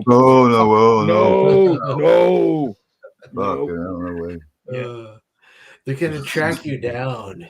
And most drones do not have thermal imaging on them or night vision equipment. They can't see very well, and in most night vision equipment, which costs a fortune. I mean, to get a thermal imaging drone from DJI is going to cost you 10 grand minimum. And your average peeping Tom, he hasn't got that sort of money, and all he's going to see is a very low resolution image with a few heat specks on it. So even if you were shagging your missus, you're just going to see 2 heat specks, 2 pixels. Friction, pixels going at pixel friction. It's useful. It's useful for telling there's somebody there, but what the hell they're doing is, you're not going to see it. Yeah. So yeah. Yeah, $500 to start. Oh, it's got to be more than that. $500 is kind of low. That's low for something like that. Yeah, and again, yeah, obviously there are people out there that will exploit technologies like drones. But I mean, there's a lot of wisecrackers out there that will like retrofit a drone, with something, and they have, Yeah. you I know, mean, you can do that with anything. You yeah, can plastic 3D print a gun, but like how many people are going to do it? yeah, It's like you're talking about a real fringe here, and of course, they'll use the fringe to kind of target everybody and say we're all bad because somebody could stick something on a drone, and it's like, yeah. and then obviously the drones will get the butt end of the stick and say, look at, oh, we're gonna throw some more restrictions on drones. There was a car meet. I came back to this car park the other night, and the car park was absolutely rammed with like boy racers. Yeah. And like as I was trying to get in my car and get ready to go, and there were people pissed up walking everywhere, and it was like, oh my God, wasn't expecting to see that. But hovering above the whole time was a police drone. Wow. Okay. It was up there, and it was there the whole time. It was like you've got a ticket, and you've got a ticket, and you've got a ticket. Yeah. Do I still have, Matt? I'm going to show you this. Look at that. Let me see if I still have the footage. Load it up here. Always the same, it is always the same. See, it's fine. Like again, what do they tell you with drones? Don't fly them over a large crowd of people. Unless you're the police. For them to do it, but not for anyone else. Yeah. Yeah. Some reason it's okay for the police to do that. There's no safety issues at all. But like, you or I do it. Oh my God, that's risking the public. Yeah. Yeah. Ridiculous, mate. Fucking ridiculous. Yeah. Okay. I love it. And this was taken. Oh, okay, hold on. Let me see if I can. Hey, Tom in a mission. Yeah, DJ audits. He follows the secret vault. Yes, man. Yeah. I do take amusement at watching some of the audit videos. I'm like, they can be a bit cringe sometimes, but like I do take my hat off to their perseverance and wish to be arrested for really silly things. Yeah. Where the heck? Okay, here we go. This is some footage of a drone. I want to get your take on it because I don't know if it's police. I think it is, but it was just very unusual. Let me just forward it to my email and then I can load it up. It was just really, really weird. I don't know if I'm going to be able. I should be able to. It was really weird where it was. It was in an open field, and it was hanging around a cell tower. And it was just hovering around it. Maybe it was a police drone, but I don't know why. It could have been maybe surveying, perhaps. Yeah. I mean, I'm sure a lot of these. A lot of companies survey. Using drones, do they not, Matt? Yeah, I've flown around a couple of transmitters, but they were transmitters that were used by my ham radio club. So I filmed them because I was interested in, well, that's your transmitter. Have you ever seen it from a drone? So I just filmed it. There's no real reason not to. There's no airspace restrictions about doing it or anything like that. It saves a human being going all the way to the top of a tower to check it for any problems as well. You know what I mean? When it can all be checked visually in 4K, like, you know what I mean? Simple. 4K. Tony Marshall pointed out that I did actually find a couple when I was flying a drone. And I found a couple like there was a bloke giving like fellatio to another bloke, Yeah. And like they saw the drone and then they were like, oh shit, you know, and they stopped what they were doing. But the thing is, they were in a public area. They were in public. And unfortunately, anyone could have walked up on them. A dog walker could have walked up on them and just seen them doing it and gone, oh shit. You know, they were standing in a public area, a parking space, you know, and so yeah. But you know, I was more amazed by than anything else. And even though they had the name of the vehicle who the guy belonged to and his company name, I did blur it out from the video so that he didn't get in trouble, because people said, "Oh, we know who he is." I showed it to a few friends. Well, we know him. I was like, "Oh shit, he's married. He's married, and he's getting a blowjob off another bloke." And it's like, shit. I was like, so yeah, yeah. But that's it. I mean, drones are just like a pair of eyes. It doesn't matter. I'm pretty sure you'll probably see even more stranger things at some point when you're flying anyway. You know what I mean? Even more crazier shit. You know, yeah. I mean, I learned this lesson from flying a microlight. I'm like, you're up there, you're busting for a piss. And I'm like, right, okay, let's find a field, a grass field that looks really flat and nice, you know, and I'm going to land the aircraft, quickly get out and have a piss. And you know what I learned? I mean, you do not have this in Canada or the United States, right? But this is definitely a thing in the UK, right? Landed my micro. I circled around. Yeah, it's all quiet. Landed, got out, took a piss. Some fucking bloke came out of the hedge and he's like, "You all right, mate? You all right?" I'm like, "Oh, Jesus. Yeah, mate, yeah." and I lied. I didn't say I'm just having a piss. I said, "Oh, yeah, I've got a slight problem with the carburetor, mate. Yeah, just sorted it now. Sorted it. Yeah." I'm like, Jesus, there's nowhere, anywhere in the United Kingdom where you could just land an aircraft and somebody's not going to somebody's not going to come out of the bloody woodwork, like, you know, lift a catch cover or come out of a bush, or, you know, it's like you just can't do it. People are everywhere in the UK. Yeah. Okay, I should have it up there. Hold on. What was weird about this stuff that he's showing you now was there was no van or personnel at the base of the tower, wasn't it, Steve?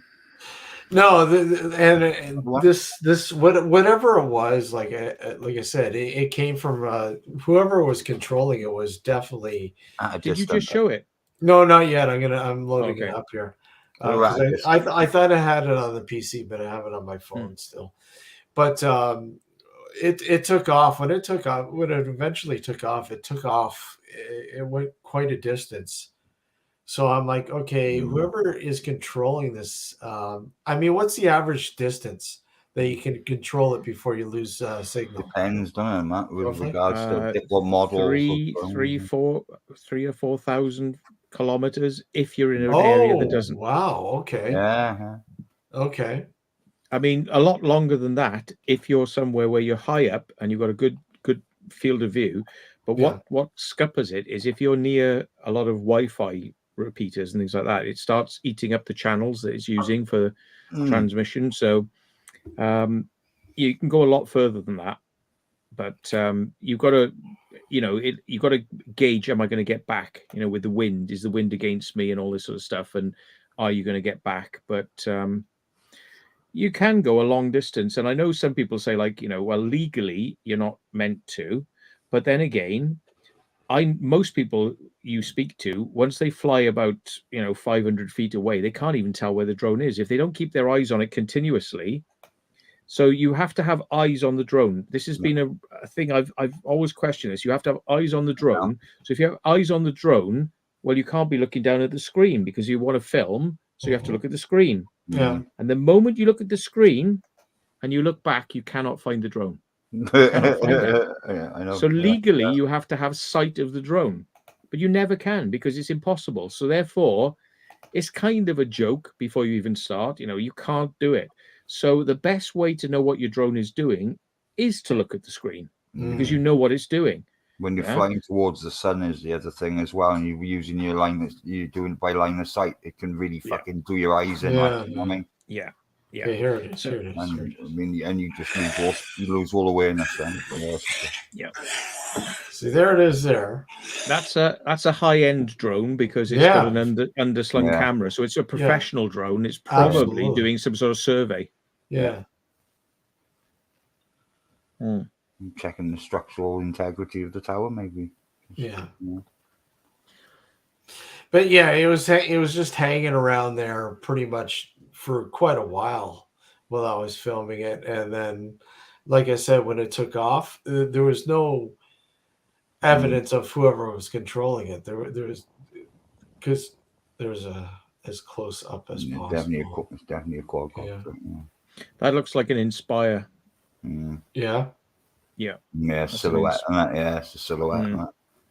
That's an Inspire drone.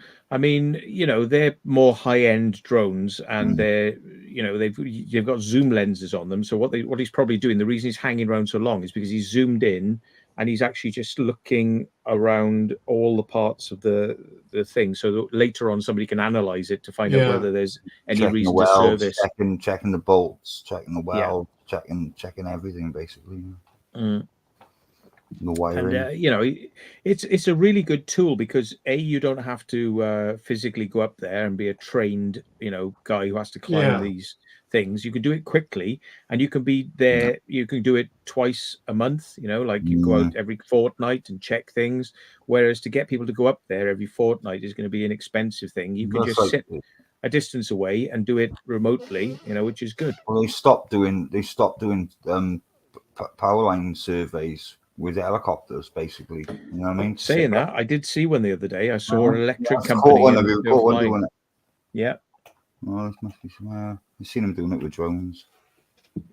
The thing is, power companies probably do use thermal cameras on the helicopter because they're looking for heat spots, which means the cables are breaking down. And they're getting overloads in a small area of cable. So they would probably use thermal imaging, which is very low resolution, but it doesn't have to be high resolution. It's just trying to show you a blob of heat, So it's, they're horses for courses. That drone probably was just visual and doing a survey. Whereas, the electricity companies probably have the same type of drone, but with the thermal imaging on it. And it's a lot cheaper. But then again, you've got to say, is it cheaper long run? Because to get across country, imagine that like you can pull up by a transmitter on the road, or you can pull up as near as you can and fly to it. Yeah. But then flying long distance with a drone, you lose the signal. You've got battery, is going to run out. And then once it goes up over a hill or over into massive areas of countryside, you'd have to reposition with that drone again and again and again and again and again to be able to do it. So when you add up the costs of paying a drone operator to reposition himself and fly in all these positions, it's going to take him a day to do what a helicopter could do in 20 minutes. Because the helicopter can just whiz down all the lines across country and keep going and keep going and keep going. To get a drone pilot to do that, it's going to be stop, land, change battery, move the car a bit further, fly even further, fly back, change the battery.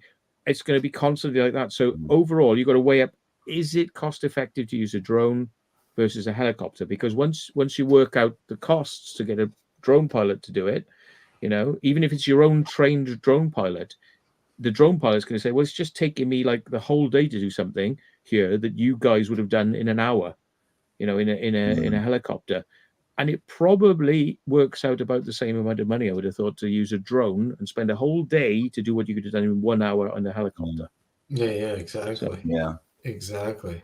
When you could do it, when you could do it all at the back of a transit van, basically. Yeah. And what do you figure an Inspire? What do they run you? What do you figure? I had a second-hand Inspire with it was about 2-3 grand's worth of drone. Yeah. But they were unreliable. They weren't as good as the really? new drones. Yeah, because DJI wanted to kind of get everybody away from using them and to get the like really expensive drones, which are quite ugly, like the Enterprise editions and things like that. The Matrice. The Matrice.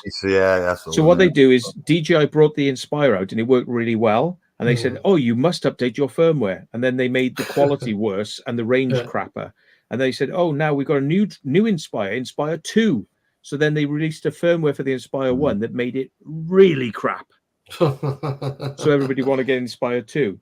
Yeah. you know, and then they end up scuppering the Inspire 2 to the point where you, oh, well, I have to have a matrice now. You know, Yeah, it's like they make you spend more gimmick money. they make it all gimmicky and to the point of where it's just unfucking tangible. Like, you know what I mean? And you have to go and buy another. You have to go and buy a second version. Yeah, it's planned obsolescence, and DJI are Well, Tim, the you got best masters of it. It's like you know. Apple and anyone else. It's just the same. you got some pretty good drones there. Your pigeons. They have a tendency of shitting on the camera. Then that's the only problem. Yeah. Well, they're the original drones because Yeah, you exactly. could basically get them to fly across continents to deliver a message. You know, Yeah, they used to have and cameras in World War II and World War One as well. Sending them out the trenches and taking photos of the opposite sides trenches. You know what I mean? All that sort of stuff. Yeah, exactly. Yeah. There's a lot more to pigeons than people know. Yeah, but I mean, they don't ask you to register your pigeon, do they? And, No, like no. you know, like get a license for it and a transponder, and a pigeon can go through an aircraft engine. Yeah. You know. So Really? Yeah. Yeah. Happened in the past. Yeah. Wow. That's insane. That's insane. I've heard the tales that even the falcons that they have at the airports on occasion start chasing the pigeons and the seagulls and get sucked into aircraft engines as well. It just makes no difference, like, really, you know. But I mean, even these them crow bangers, you know what I'm on about, don't you, Matt? Yeah. Crow bangers, farming. Yeah, probably the best thing that I think, to be honest with you, to deter birds. You know what I mean? Full stop. Like, and now any bird that uses a 12-bore shotgun blast is going to fucking be gone. You know what I mean? Instantaneously. I don't like that. We went out to a place, a little well, what was it called? Nab Tower. It's 6 miles offshore, and they had little transmitters and things on it, you know, and things to deter like boats from hitting it, you know, like sending out a signal. But when we went up on the top, I was quite surprised because it was like, hang on, what's that noise? And it was like, it was all sorts of bird sounds, and there was a device with a little a speaker, and it was just rotating samples of like bird distress sounds. And so that no birds would want to be there because they were hearing distress sound of a bird, to keep them from like nesting on the thing, which was interesting. So they probably got that sort of stuff at airports, as well as the scarers. They often like fire off rounds. What's the worst roof space that you've ever been in with regards to like bird shit? Oh, that had to be the place in Plymouth or Torquay.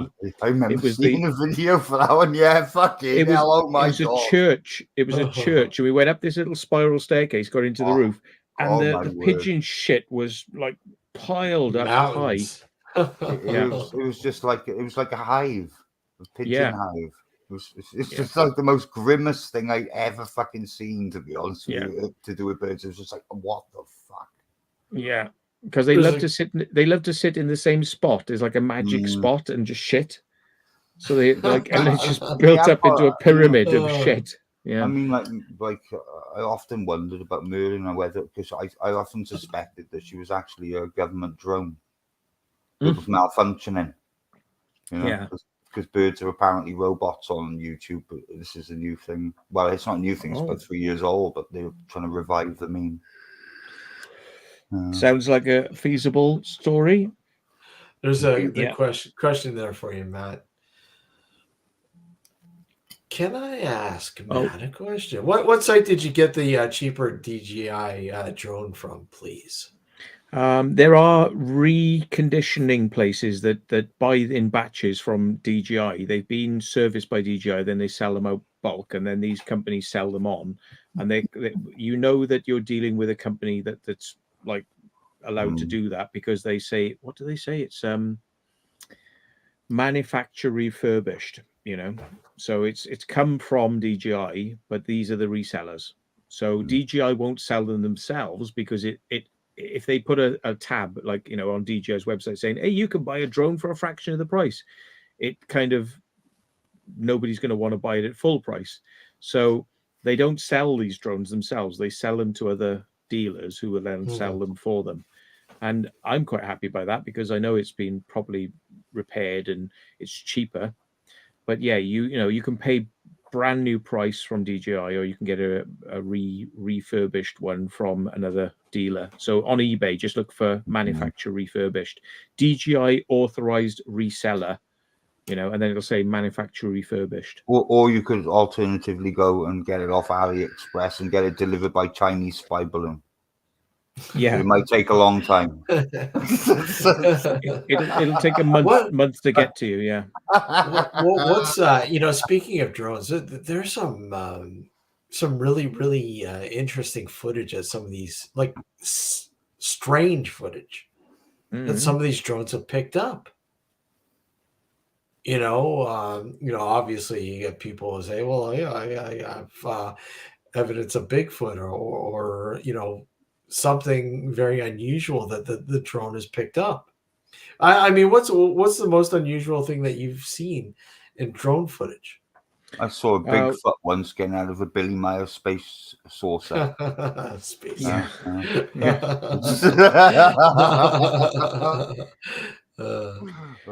I've taken two things that were quite weird on my drone.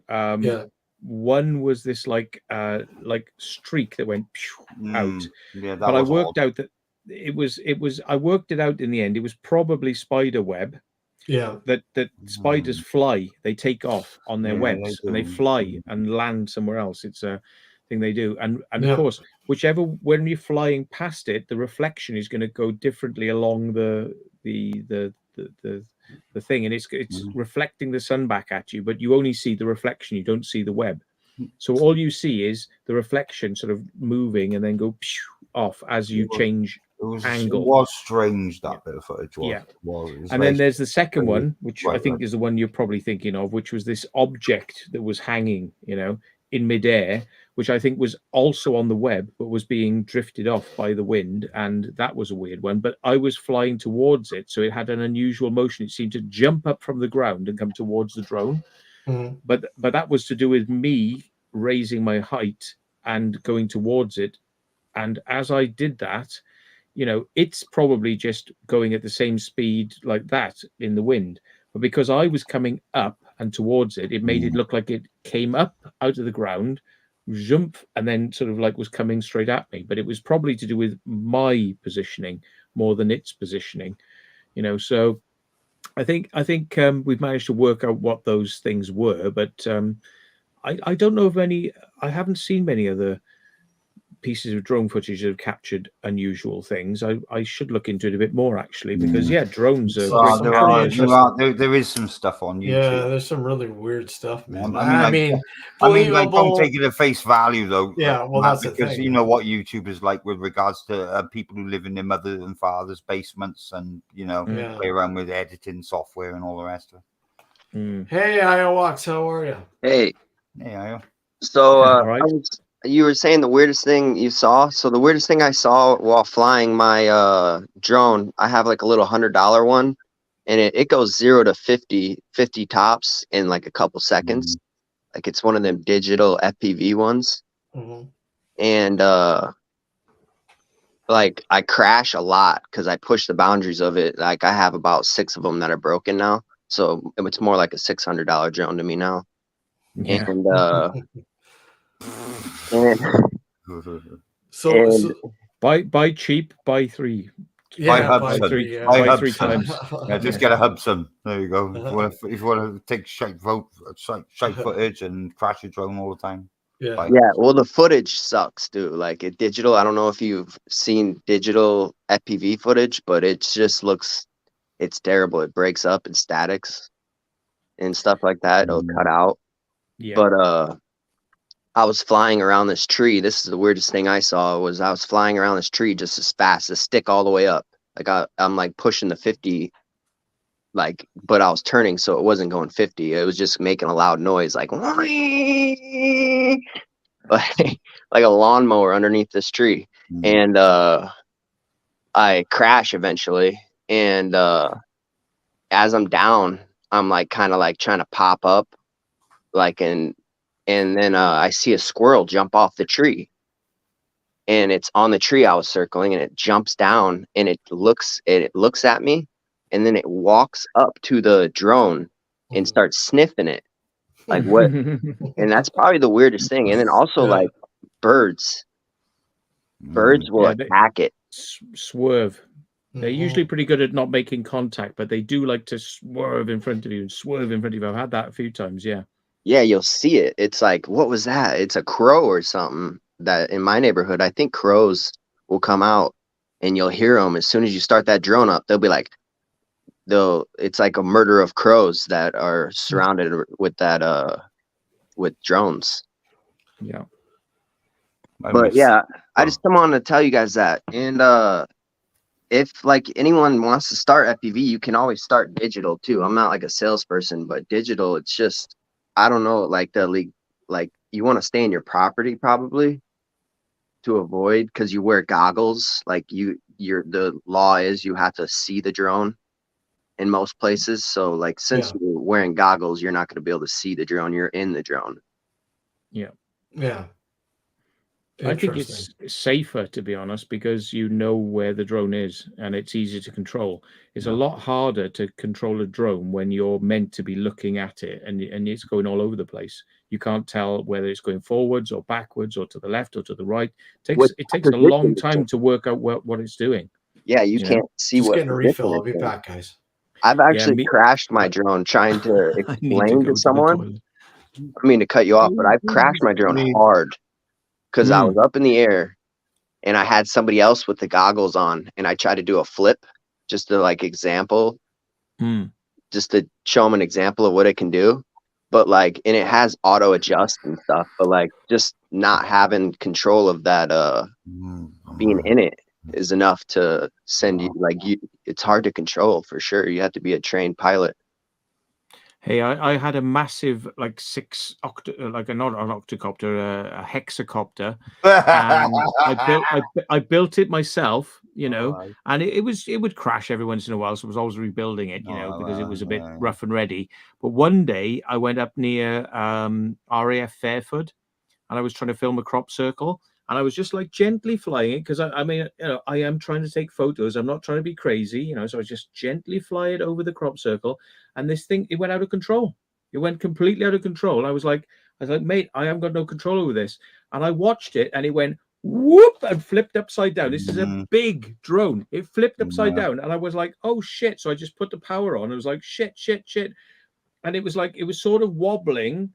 Like it wasn't in control. It was like, and I was like, shit, man, shit. Hang on, I'm going to try and nurse it back. So I was like trying to sort of like nurse it back. And then it went and went over again. I was like, oh, mate, I'm so going to crash this in a minute. I'm so going to crash this. It's not under control at all. And it's like, so, yeah, but like little drones, they're good fun for doing the FPV. But when you see a big drone, they're not even meant to go upside down ever. No. I bought a massive. It was like a copy of it. I mean, you remember the Hubsan X4s from years ago? Like, and you used to have that. You know, you'd have the SD slot in it and all the rest of it to put, you know, for the shitty camera. There was in 720 HD, I think it was, something like that. And I bought this huge, like, it was like a copy. It was huge. It was massive, and you had the flip option on it, so you could flip it around and do aerobatics and all the rest of it. Fucking, it was cogs, wasn't it? You know what I mean? Wasn't direct motor. You know what I mean? It was cog. Right. But fucking hell, this thing was just the most lethal fucking thing you'd ever fucking seen, man. It was ridiculous. It was ridiculous. I mean, like cloud height. You know what I mean? Be above the clouds, like, you know. Well, you can do that, you know, if the clouds are low enough. It's well, that was back. You know, that was back in the day before they made all these horrible rules that we've all got to unfortunately abide by. Yeah, well, I caught myself doing that. Just so you want to, man. Like once you get flying those things, you want to go up, and then like that's the first thing my brother did with mine. Because I mean, just stay at the airliner space. That's all you got to do. Just stay at the airliner space. It's not hard. You know what I mean? I'll be back. Yeah. I'll be back. It's higher than you think. It's higher than you think, but with them drones, you can get up there, man. Like that one that But my you little can race only go. too. You can only go so far. You can only go so far with a drone. You can only go so far. Higher up you Yeah, go. but the I wonder, less there is. Tim, if it's different over there though than over here with the drones and the height levels. Because I know that Matt was saying, well, you guys were saying that the program pre-programmed. I've done in the past. You know, I'm not afraid to say it. You know, I had I like Mitch was saying Phantom ages ago, and I did pretty ridiculous things with it. Like, you know what I mean, with regards to like airspace. You know what I mean? So you're what? I was above the clouds. You know what I mean? I was way above the clouds. So how high would you say roughly? Oh, fuck knows. You wouldn't even register on the fucking. You know, I back then we had fucking controls. You know. So what are you saying back then? What's back then? How long ago? 4, 5, 6 years ago, something like that. Okay. 6 years. So they've just recently changed the rules. I mean, like the last drone that I bought was a DJI Spark, and I was quite happy with that. I mean, I still got it. It's in the cupboard. I just don't use it. I just don't use it. I enjoy flying it, but I just like, well, it's like it's the wear and tear. Was that digital or was that an HD? HD. Yeah, see, I never got into the HD. I just jumped straight into like the fast-paced racing little digital ones that they were coming out with. I've had whoops in the past. I've had a little yeah, like a whoop. I got a couple whoops too. Matt knows what whoops are. No, never heard of them. It's the fast-paced FPV quadcopter stuff where you see them going through like industrial areas and you know, going up smokestacks and all that sort of stuff. Yeah, the ones that can dive down the side of this things. Yeah, it's you know, if you can afford to do it, well then yeah, go on then. You know what I mean? It's like where 9 times out of 10 you're gonna smash that drone to pieces. Yeah, what they're doing for sure, they're pushing the limits. I mean, mine can take a hit, but like once you're hitting like metal, and like I hit a metal pole once, dodging my cousin because like you can't see around you. Really?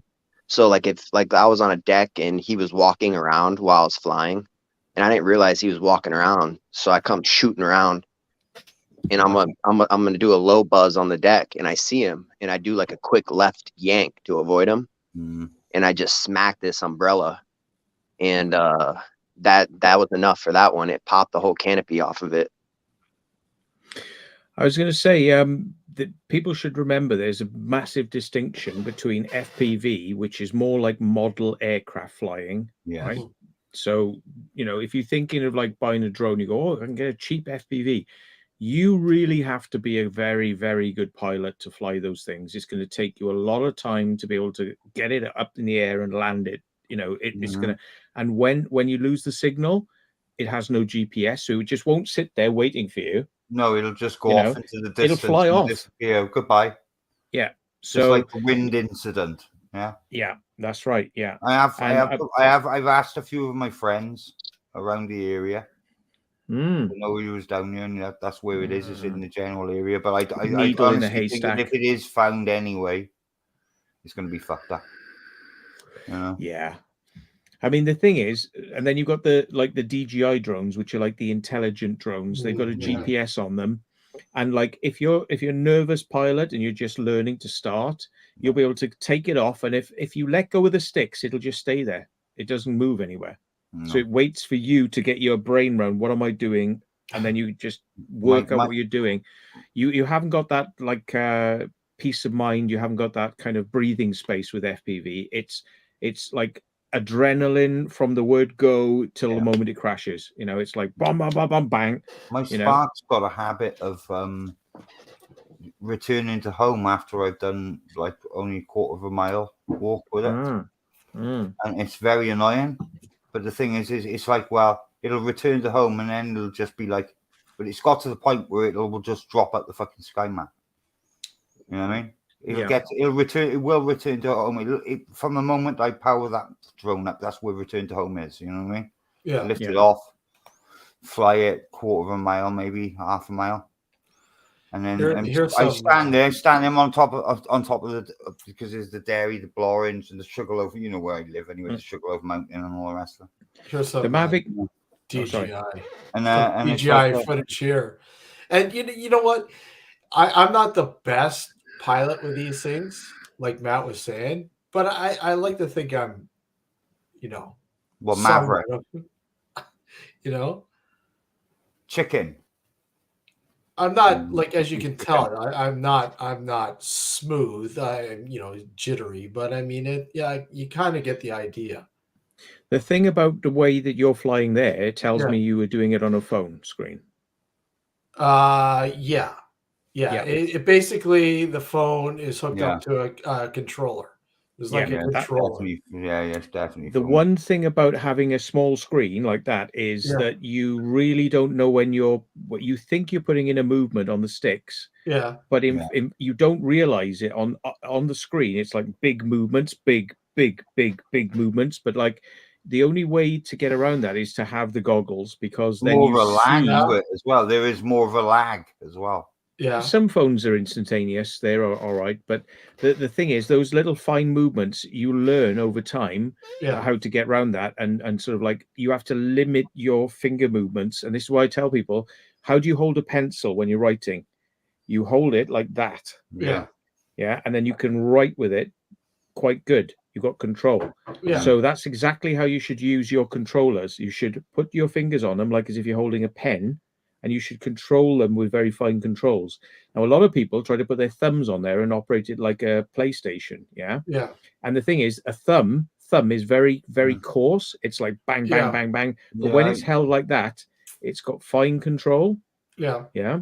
Mm-hmm. So that's a big tip, is like always fingers and thumbs. Never thumbs. Never thumbs. When I was flying when I used to fly the Spark, and I still got the phone, I put it in the Spark case, but I had a Samsung S10. It worked absolutely pucker. It was flawless. It was flawless.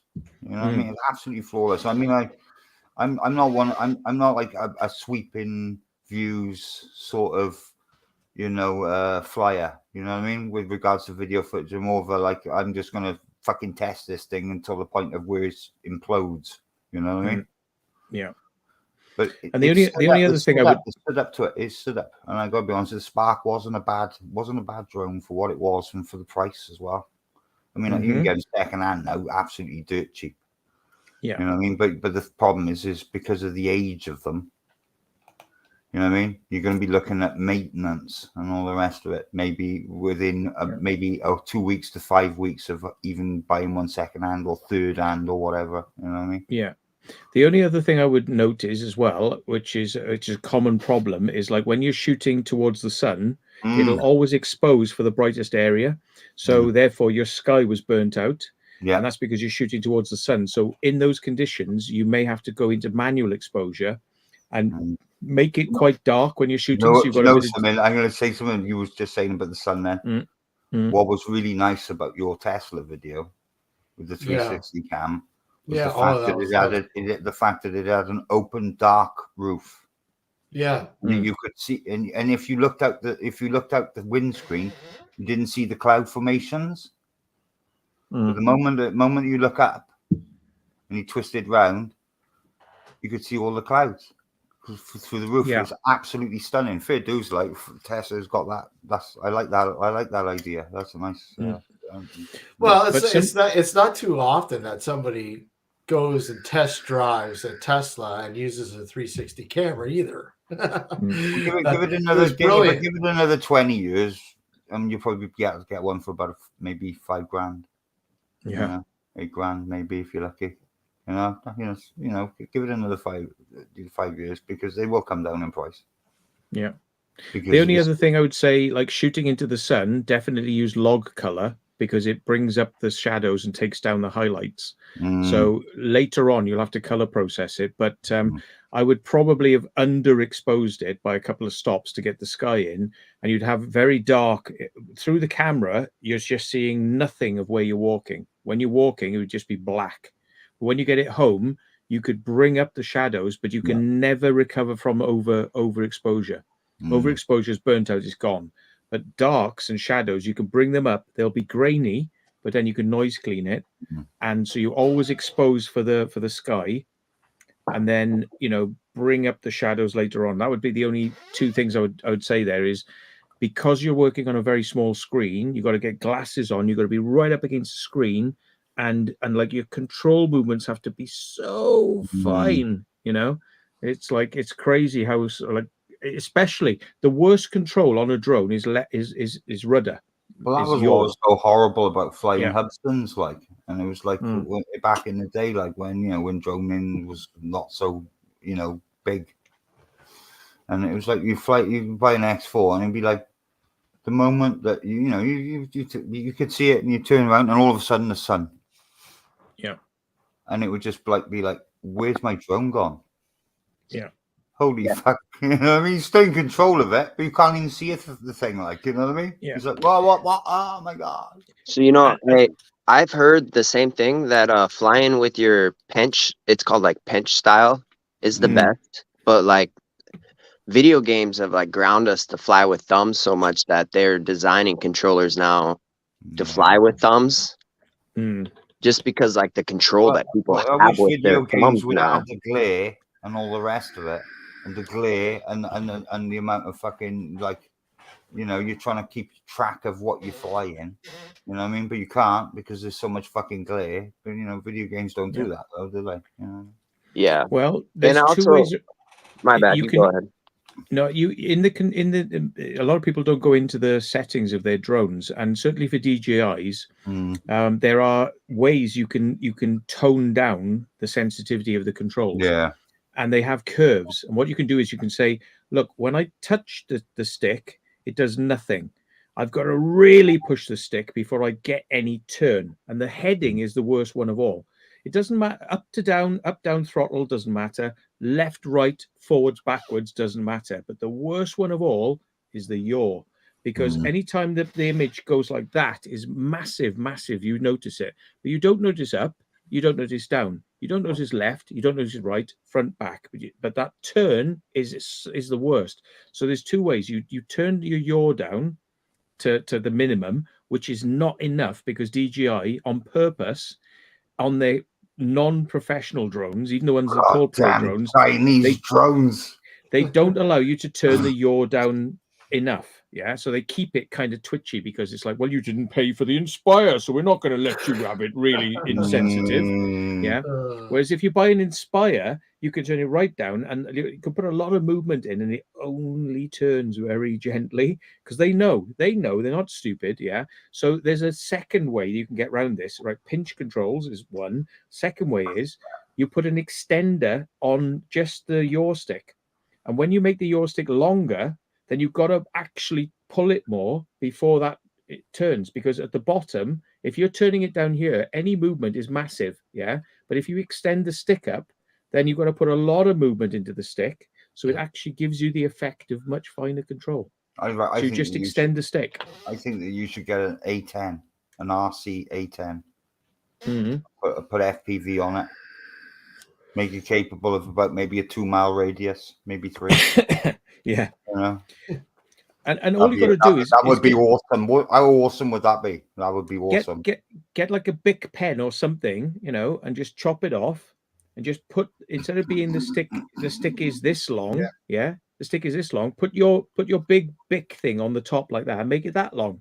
Now you got very fine control on that stick. That's what I used to do with my Spark stick. So I wonder this, if you were to get like 3 mile range, or like, let's say like, I didn't. That was the thing. I didn't like it, like, because it's not like flight sticks. It's like fucking. It's like an Xbox controller or something. You know what I'm saying? Like, and it was just like, this doesn't feel right. It doesn't feel right. It doesn't feel like you're piloting something. So you have to extend the fucking sticks, like. But like 3 miles, I wonder, can you penetrate trees? So like if I were to fly 3 miles out and then drop down into a neighborhood, wouldn't that cut the drone off right away? Oh yeah, it does. So like I wonder if you were to fly like a balloon, If you were to fly like a balloon up, would you wouldn't that like prevent that? Like an antenna balloon or like a tower? Well, I don't know. I hope one day that the Matt will get in on this with me. I'm hoping to send a pigeon into space, well, into the upper Earth orbit on a helium with a crew. gas mask on, for Gas oxygen. mask. So yeah. Yeah. You know, Their wings wouldn't work. Their wings wouldn't work probably. It doesn't matter when they fall to Earth. They might fall to Earth in like somewhere like North America, you know, near Nevada or in that area. So when they do it eventually hit Earth, people will be thinking that they're like some sort of alien. You know. Yeah. Oh dear. I'm heading out there. It would be interesting. I would like to send a GoPro into upper, you know. I'm heading over there, by the way. But how would we retrieve it, man? That's the problem. How will we retrieve it? Apple tags? Well, do you know what I put on mine? And literally, because I've lost a lot of drones in the past that have gone, they've flown off on their own. And if they come down, you know, this find me feature doesn't work, because if you lost control, you only know that where it was the last moment you were in control. So it's going to tell you it's here. It could be like, you know, half a kilometer away by the time it came down. So the best thing I found was I put a little battery with a piece of Velcro and a little sounder. So I just chuck that on top and just literally manually wire it. It just goes beep, beep, beep, beep. And it's amazing. You can hear it from a kilometer away. You can hear where, if it's come down, you can hear it, and you can walk towards it, and you can just go like this with your ears, and you can go, it's there. And you can work out where it is. What if we get 12,000 miles of fishing wire? That would become very heavy. That would become very heavy over a long distance. Yeah. Just get some helium tanks from Tesco's, you know. I did muse with the idea of putting a mobile phone connected tracker on top of there, but the distances that you should be flying, you know, if you lost your drone and you know it was going in that direction, and you just keep walking and keep driving in that direction and doing this, you can hear it with a sounder for a long way. Well, when the balloon pops, we could have like rockets from like you know, for fireworks night. So I mean, it begs the difference. Like you guys send it even further into the outer atmosphere. You guys mentioned before, put an Apple AirTag. Might be a few years before we get the GoPro back, man. No problem with that is you have to have somebody with an Apple phone walk up to your drone before it would tell you where it was. True. Yeah. Okay. You know, so and you can get these little tiny boxes which you charge them up and you put a SIM card in them, and you can phone it, and it will send you the thing back. The trouble is, here's the problem. When a drone comes out of the sky, as mine did once, into a forest, the drone hits the trees. The first thing that it does is when it hits the trees, the battery gets ejected. So a lot of things you'd have to strap them up so the batteries don't come out of the device. You know, so that it can actually be communicating with something. So you can send it a signal, it can send you its position, and then you can find it. You know, batteries flying off, which is why having the battery strapped in such a rudimentary manner with a sounder on it, it's indestructible. You could throw that 100 miles an hour at a tree. It's still going to keep on going beep, beep, beep, beep, beep. But the drone, the battery would have come off, the wings would have come off, the arms, you know, would be all over the place. But it's like it still keep beeping.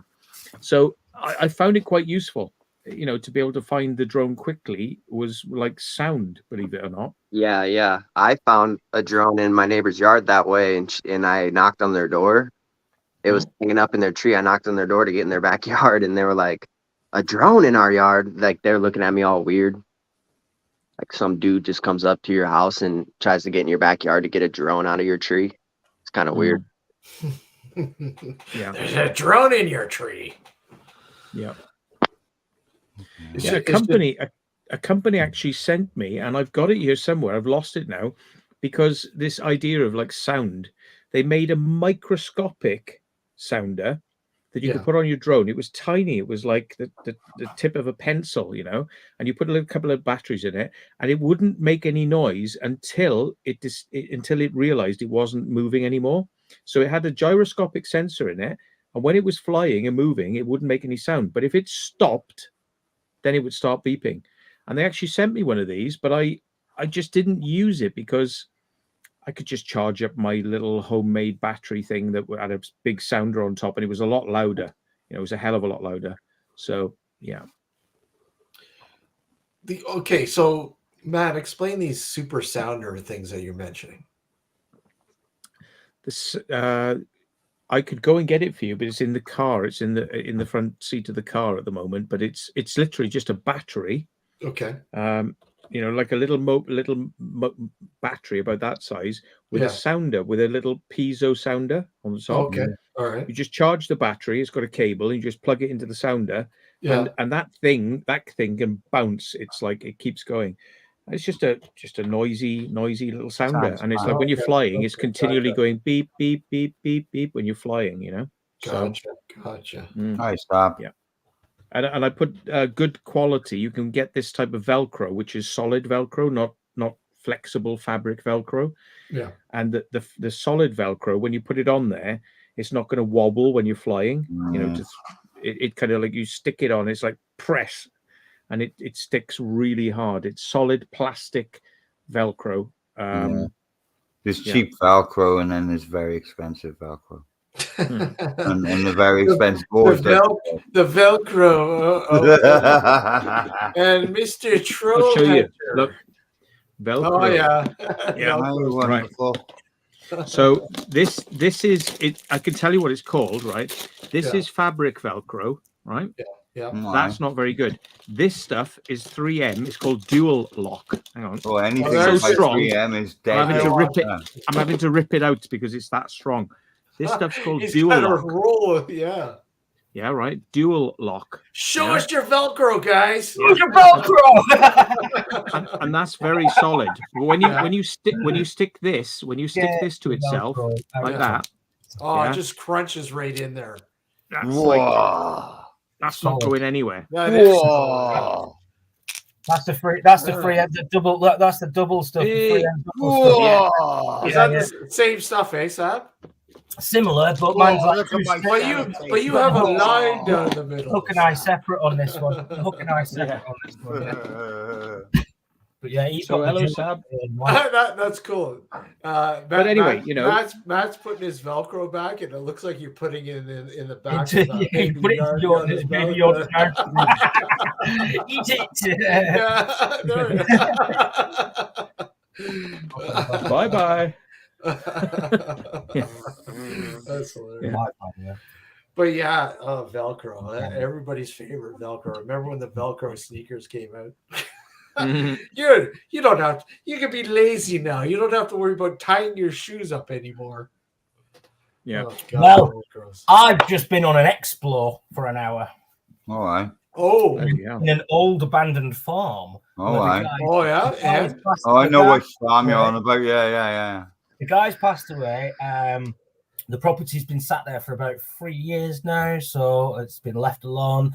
The kids have been over there. Obviously, they smashed all the windows, etc. But I am not joking. There's a massive skip over there that they're throwing loads of old stuff away into. Oh my days! Some of the stuff I've just rummaged through in that skip is phenomenal. I'm not joking. Like these, for instance, in the skip, thrown away. What's that? Brass. Thrown away. Brass. Clock faces. Yeah. I've gone online, had a little look. They're only like 30 quid each anyway. So they just threw this stuff out. Yeah, the garbage. Did you get the bell? Did you get the bell as well? Literally in the skip, full bottle of champagne, brute. NM as well, not NV, NM. It's like 50 quid. How many bottles of that did you find in there? Send them my way. There was loads of, them little French bottles as well, them little beer bottles. There was loads of them there next to it. I don't want them, but I'll have that champagne. Wow. I'm going through the skip, What's this? What's that? Right. I think Sam's gotten into one of those bottles already. Hey, no, I haven't. But just listen to this, right? Listen to this. So, he's probably there with it in his mouth when he got it. That I've just seen over there, and there's no way for me to get it, so there's no worries about that. But There's I didn't read the full text on it, but it was something and Jones from Liverpool, 1864 Sounds dodgy. church bell. Oh no way! Actual brass church, brass church bell. And this was thrown in the garbage too.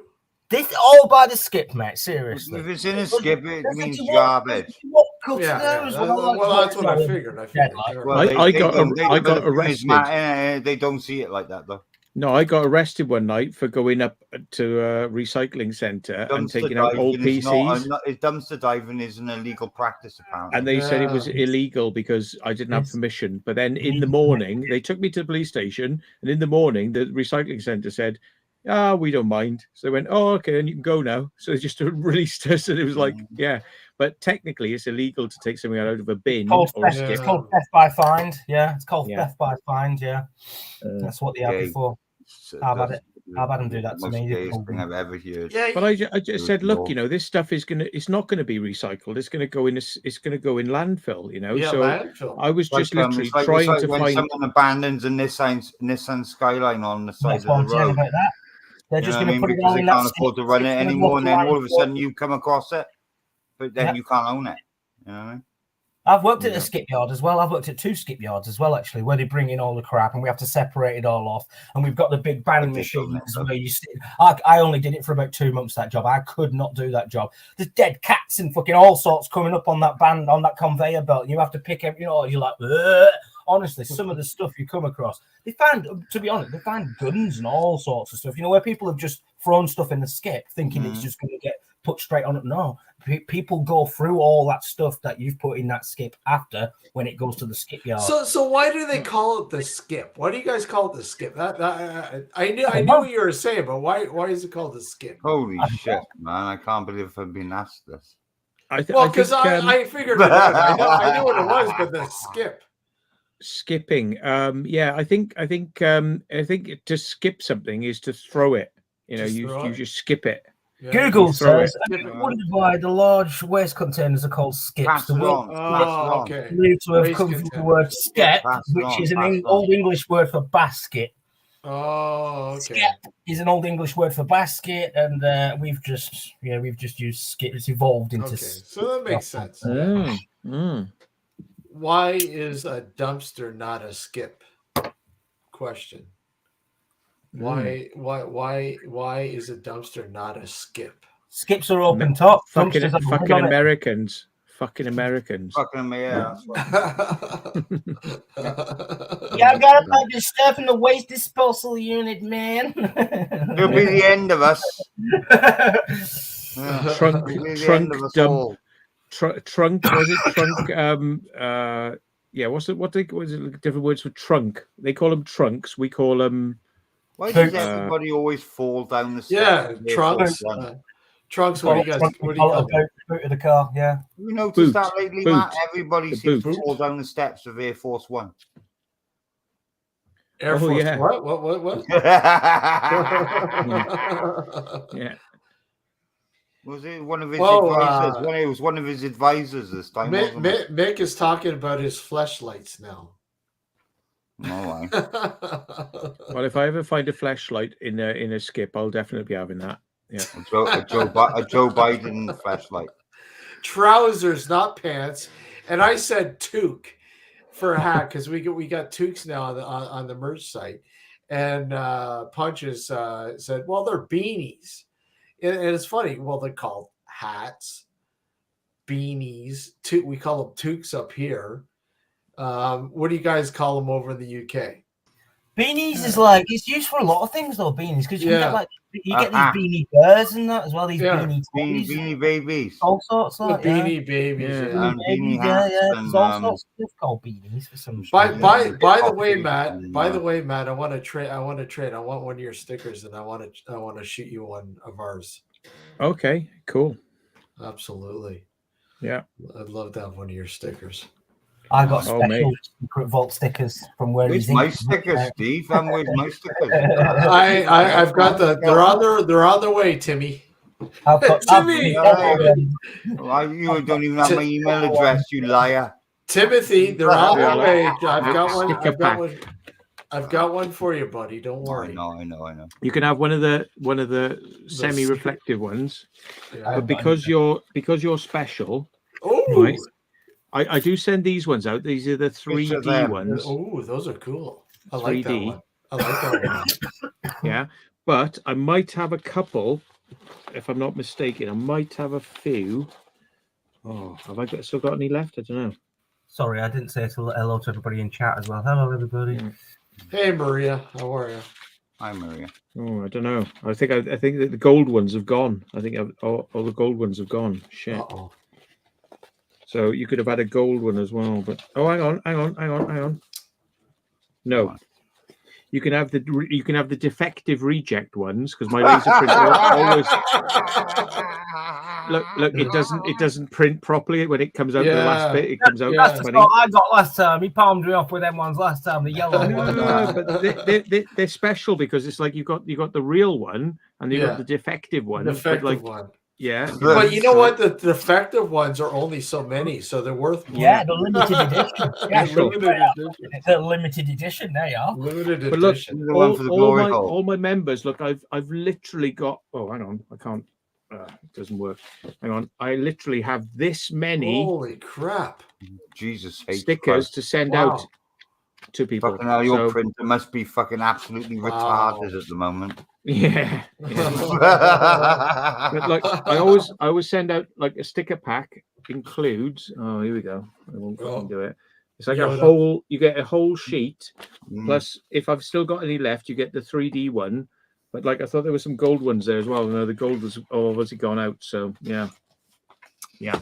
I need to get some more like different. You can get these laser printer papers. Are you printing your own, or you got some? Yeah, I print my own. You print your own? Those are cool, man. He prints his own. He's I'm gonna have to start doing that. Cowboy. He's a cowboy on a steel horse he rides. Still alive. Yeah, I'm gonna have to do my. And I'm wanted, dead or alive. by the people that police. Hey, Holly, how are you? The red door stickers. Look, people are. You see, medieval is crying out for red door stickers, Matt. The red door. Red door. I thought you said red dwarf. Then I was like, red dwarf. That camera system that you can hurl abuse at. Yeah.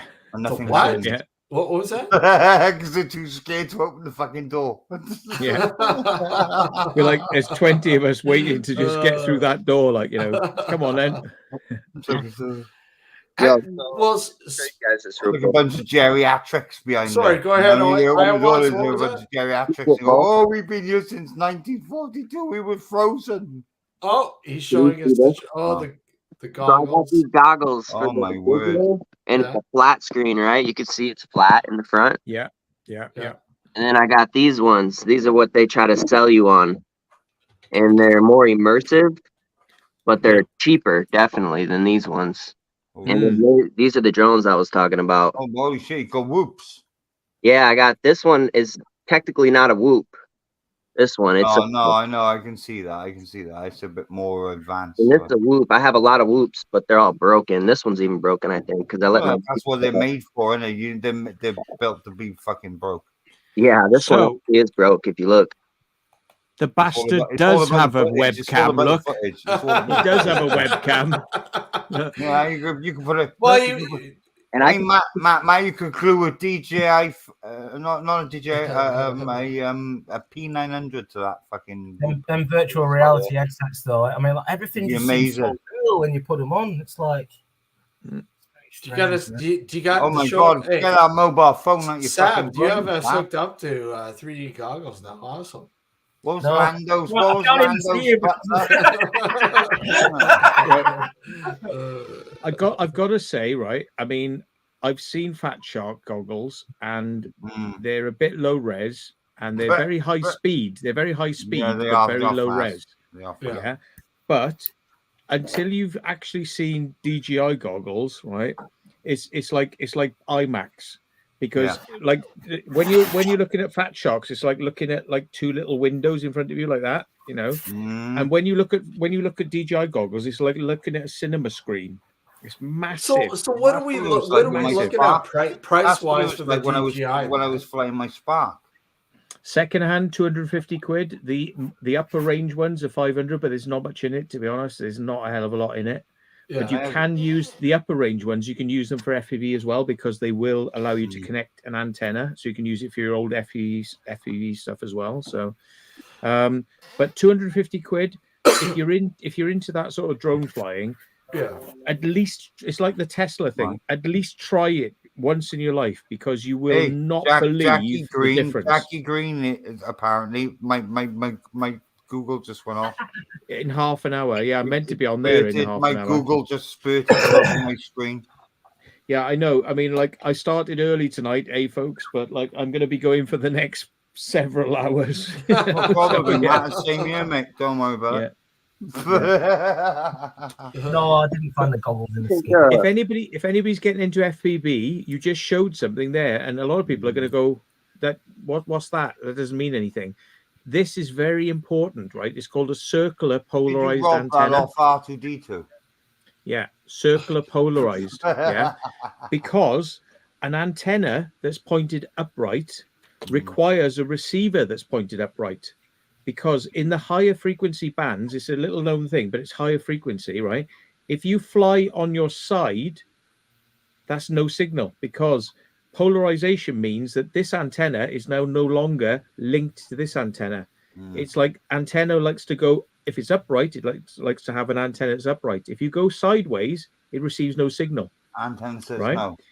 Yeah. So circular polarized has a set of antennas that go round in circular patterns. So inside here, they're actually going round in a loop.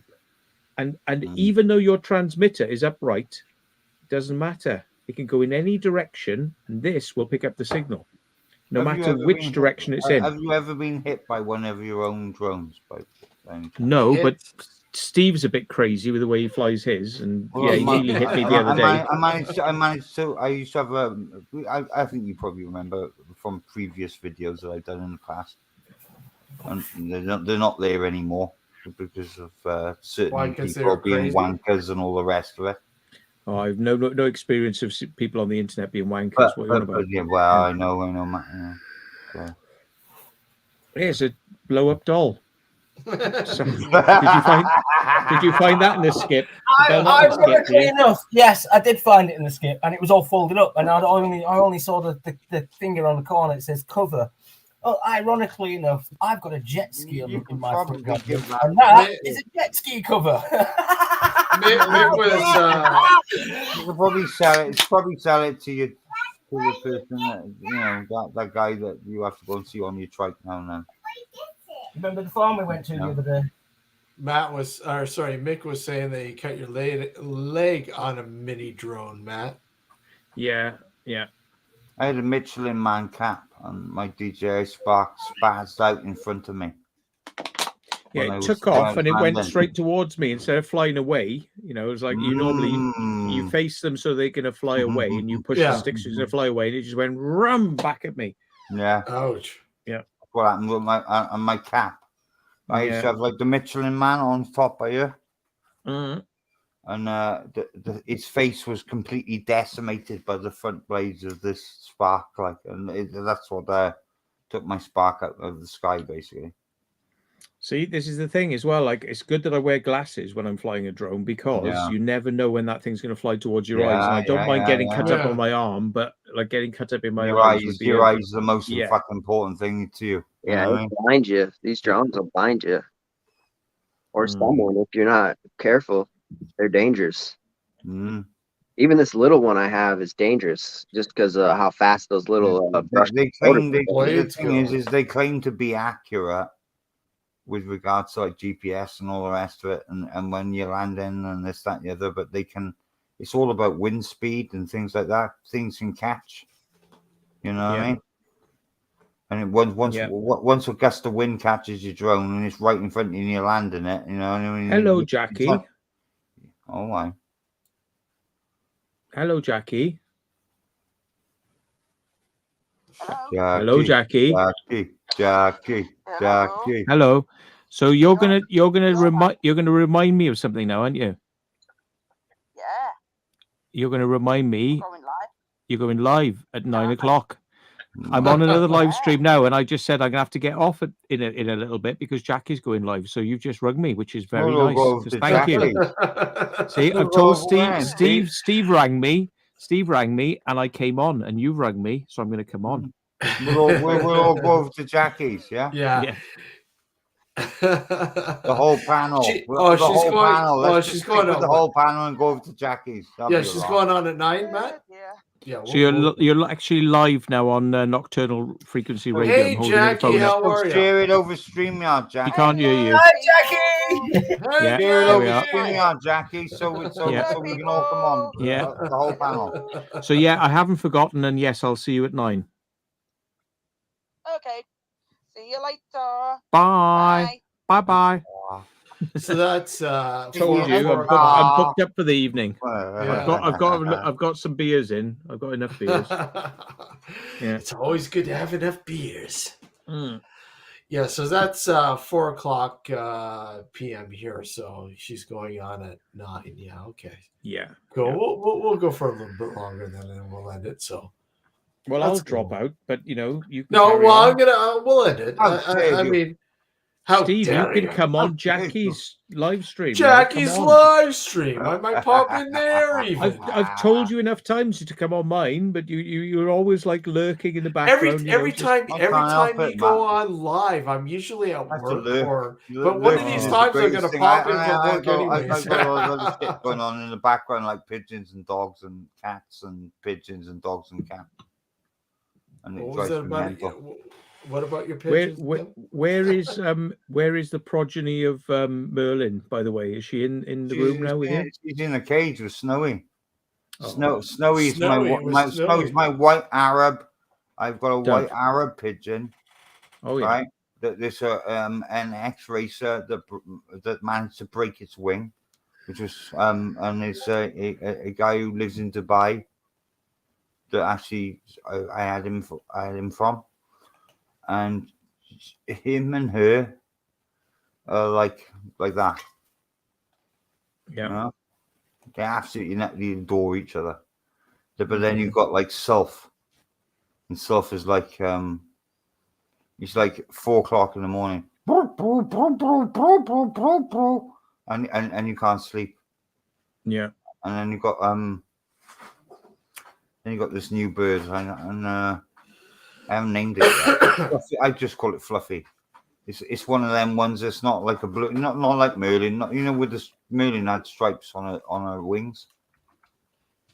She kind of looked like a mosquito fighter from World War II. You know. Should we try and experiment, like you say about noises and things like that? Right, I have a packet here, but if I go like this, you could probably rouse the pigeons if you do it that. Right, any second now, a dog is going to or a dog, yeah, or an angel will burst through the door, yeah, or my dogs will burst through my door. Yeah, I don't know though, because they're being all a bit weird lately. To be honest with you, my dogs are at the moment. Let's just see whether or not it works. Oh, a couple of nuts. Oh my god! Yeah, there you go. Yeah, there it is. That is Angel. Heard the bag. That's what it was. From downstairs. She was downstairs. Are you that's dismayed with YouTube? They're like this. 24/7. They're like this. I heard a crisp packet. Get up. Angel needed coaching onto YouTube. There we go. Yeah. That's hilarious. Yeah. They're like machines, They're just like listening 24/7 and watching us and going like, he has crisp packet now. I get crisp packet now. Yeah, that's hilarious. Say hello, Angel. Oh, there she is. Hello, Angel. Oh, Angel. Hi, Angel. She can't hear you because of the headphones, but yeah. Oh, it amazes me how I can be like hours on a show, and the moment I rustle a crisp packet, boof, she's up there. She's listening. How she's not old asleep. She, Matt? 11. 11, huh? Yeah. Oh. Oh, what a cutie face. No, I haven't yet, Laura. I will take a look, Laura. I haven't been on Discord since posting earlier. Right, I'll be back in a minute because I need Yep. to, do things very important for the Queen and Poo, Country, you're and all that. gonna have a Yeah. poo King and and a pee. Country. Poo and a pee. Poo and a pee. For king and country. King and Country. Well, I King just now, eh? That's strange. King. I just suspect that all them little spoons that I pulled out the bottom of this Are you little gonna bag. be? Do we call you Spoon Man now? Spoon Man. Flame is in your head. Sorry, It's we can make silverware. that copyright strike for Oh wow! singing Look at Scum that. Garden It's shit. silver. It's silverware and it's all proper stamped as well. Look at it. Wow! Look at that. And it's not Well, it electro. does make a ring. It's not Make a electro. gigantic ring. The ring of Electroplated Sauron. nickel silver either. It's proper silver, pure silver. look. Proper. You can look at that. He looks like he wants to fucking swat you on the ass with it. Look. So, Stab, did you take some footage of your explore into this place? No. What? Didn't he? Why not? I expressly told him not to earlier on. Because I grabbed loads of goodies at the skip and whatnot. Well, no, you didn't have to take footage of that. Don't get what you I'm need. documenting that. You can have a look at what I got later. You accidentally neglect to focus on that. in the skip, But like, the- No, Fuck you. there's no accident about it. I purposely did not film it. You didn't go and get it at the skip. I did. There we go. Listen, Fuck you. Listen, my There we name's are. the pedantic joker, Sab, not exploring with Sab. Exploring with Sab. He's To be fair, I have he's- actually been thinking he's recently. what is it? Okay, sorry. What do you guys call it against the dumpster? What is it called? Skip. Princess Skip Trudeau. diving with Sab. No, Princess Trudeau I've done driving. it before I've literally done it before on live stream. I did it, didn't I? I actually did a video not so long ago, last year. Princess And I Trudeau. found a skip then as well. There's loads of good stuff in that skip as well. Another situation, mate, I live in an area where this happens so often, where the old man's passed away or the old deer's passed away, and then whoever's left out of the relationship, they're left with all the stuff. And they're going to go off into a care home themselves. They're giving up the house. And like, say, little Doris, she doesn't want Alfred's bloody tools out the garage, so she just hires a skip and just empties the garage into the skip. I'm like, oh, thanks. Yeah, it happens so often down here. Honestly, your head's blown out. Right? It's everywhere, mate. Nobody knows what to do with any of this stuff. So Yeah, it's quite good that people like come along and say, "Oh, I need that. I could do something with that," because it just got thrown in a landfill otherwise. Yeah. Tons of personal stuff too.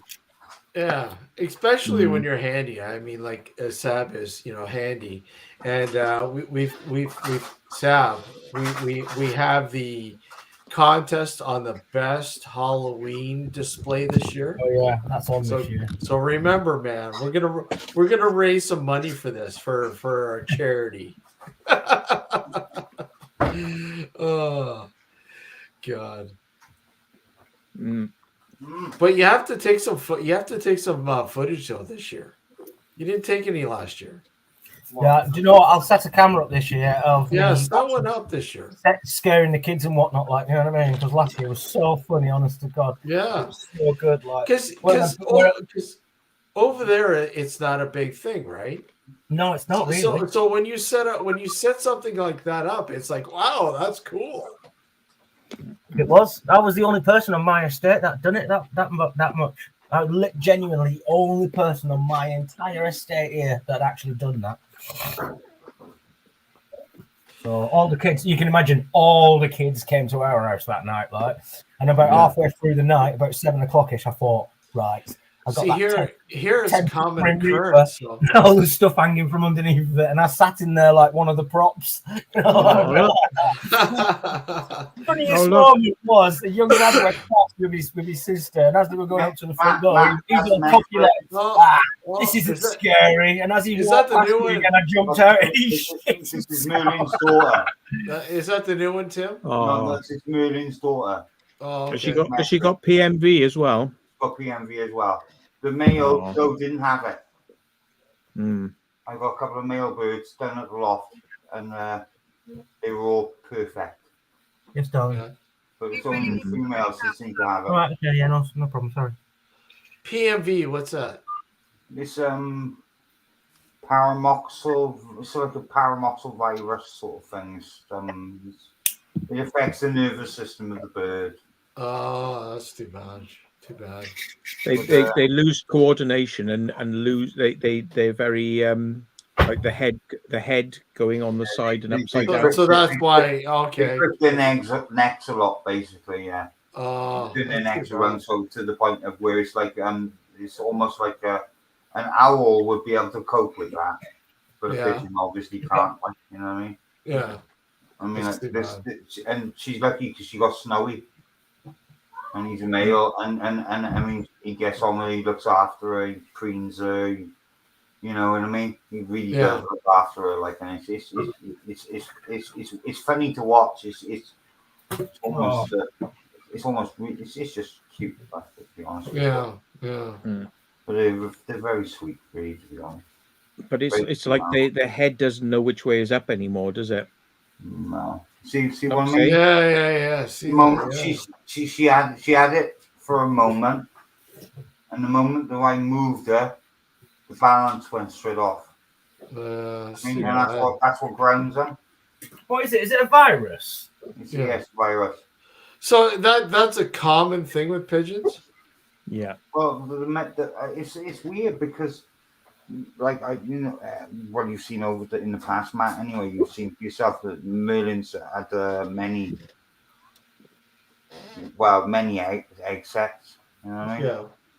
With different birds, and it's a case of it's like some of the chicks, they came out fine. Yeah. Some of them didn't. It's natural selection, isn't it? Those that have it won't survive, and only the strong will survive. So they'll eventually. I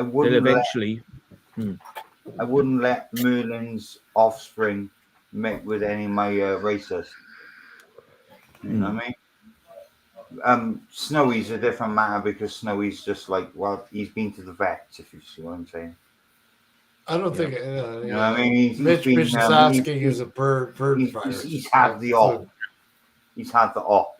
You know what I mean? He broke his wing. He's had the op, and that wasn't nothing to do with me. That was to do with the guy that I said about to do with Saudi.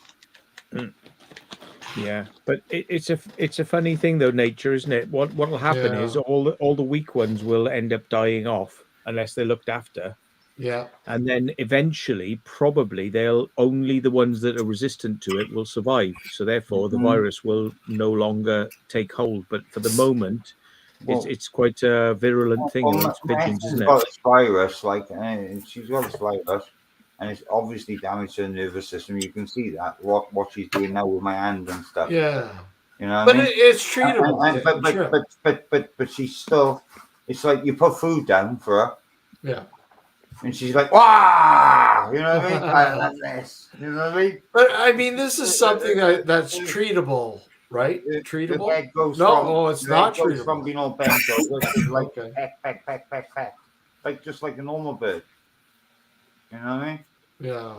It's not treatable, but the thing is, they normally die because of starvation or like lack of water, because they literally don't know how to put their head down to they don't even do it in like roof troughs. Pigeons are renowned for that.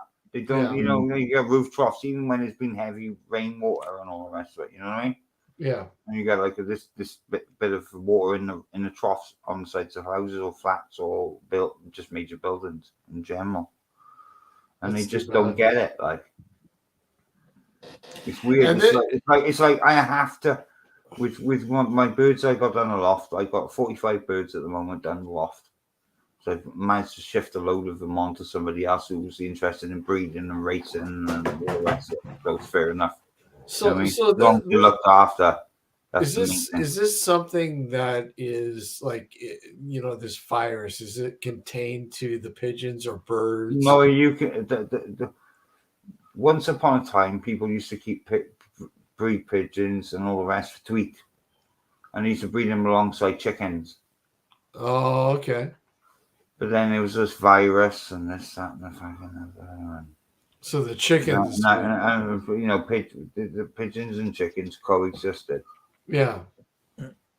Which is a bit of a weird one, really, to be honest with you. Because it's just looking back what I've seen on YouTube and what I've learned from other things, as books and all the rest of it. But it's like you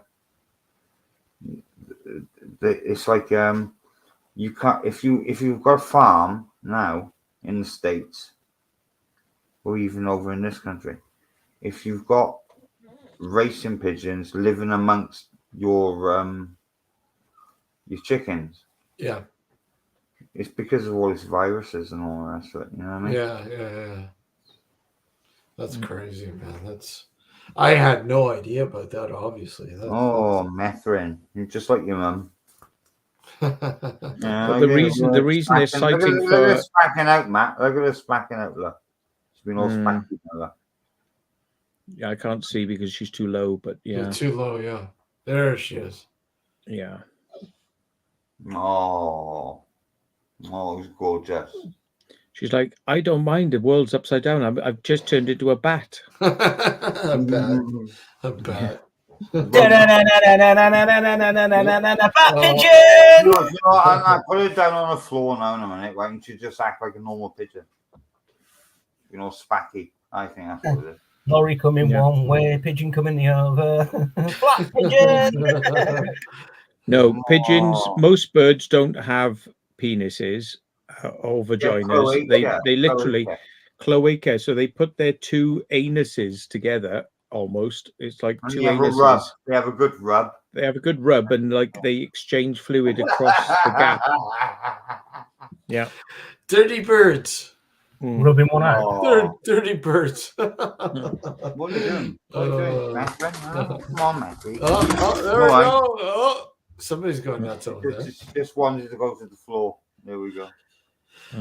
Well, I think we're going to call this quits and set up for Jackie.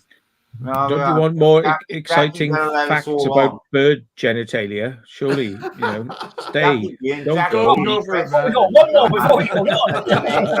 Animals. Here's my tarantula vagina. Matt knows all the grim details of dirty birds. I remember my sperm. My friend, his dad ran a hawk center, which was it was very naughty because he got into disrepute because they were like stealing hawk eggs and things like this, peregrine falcon eggs, and he was a very bad man. Very naughty boy.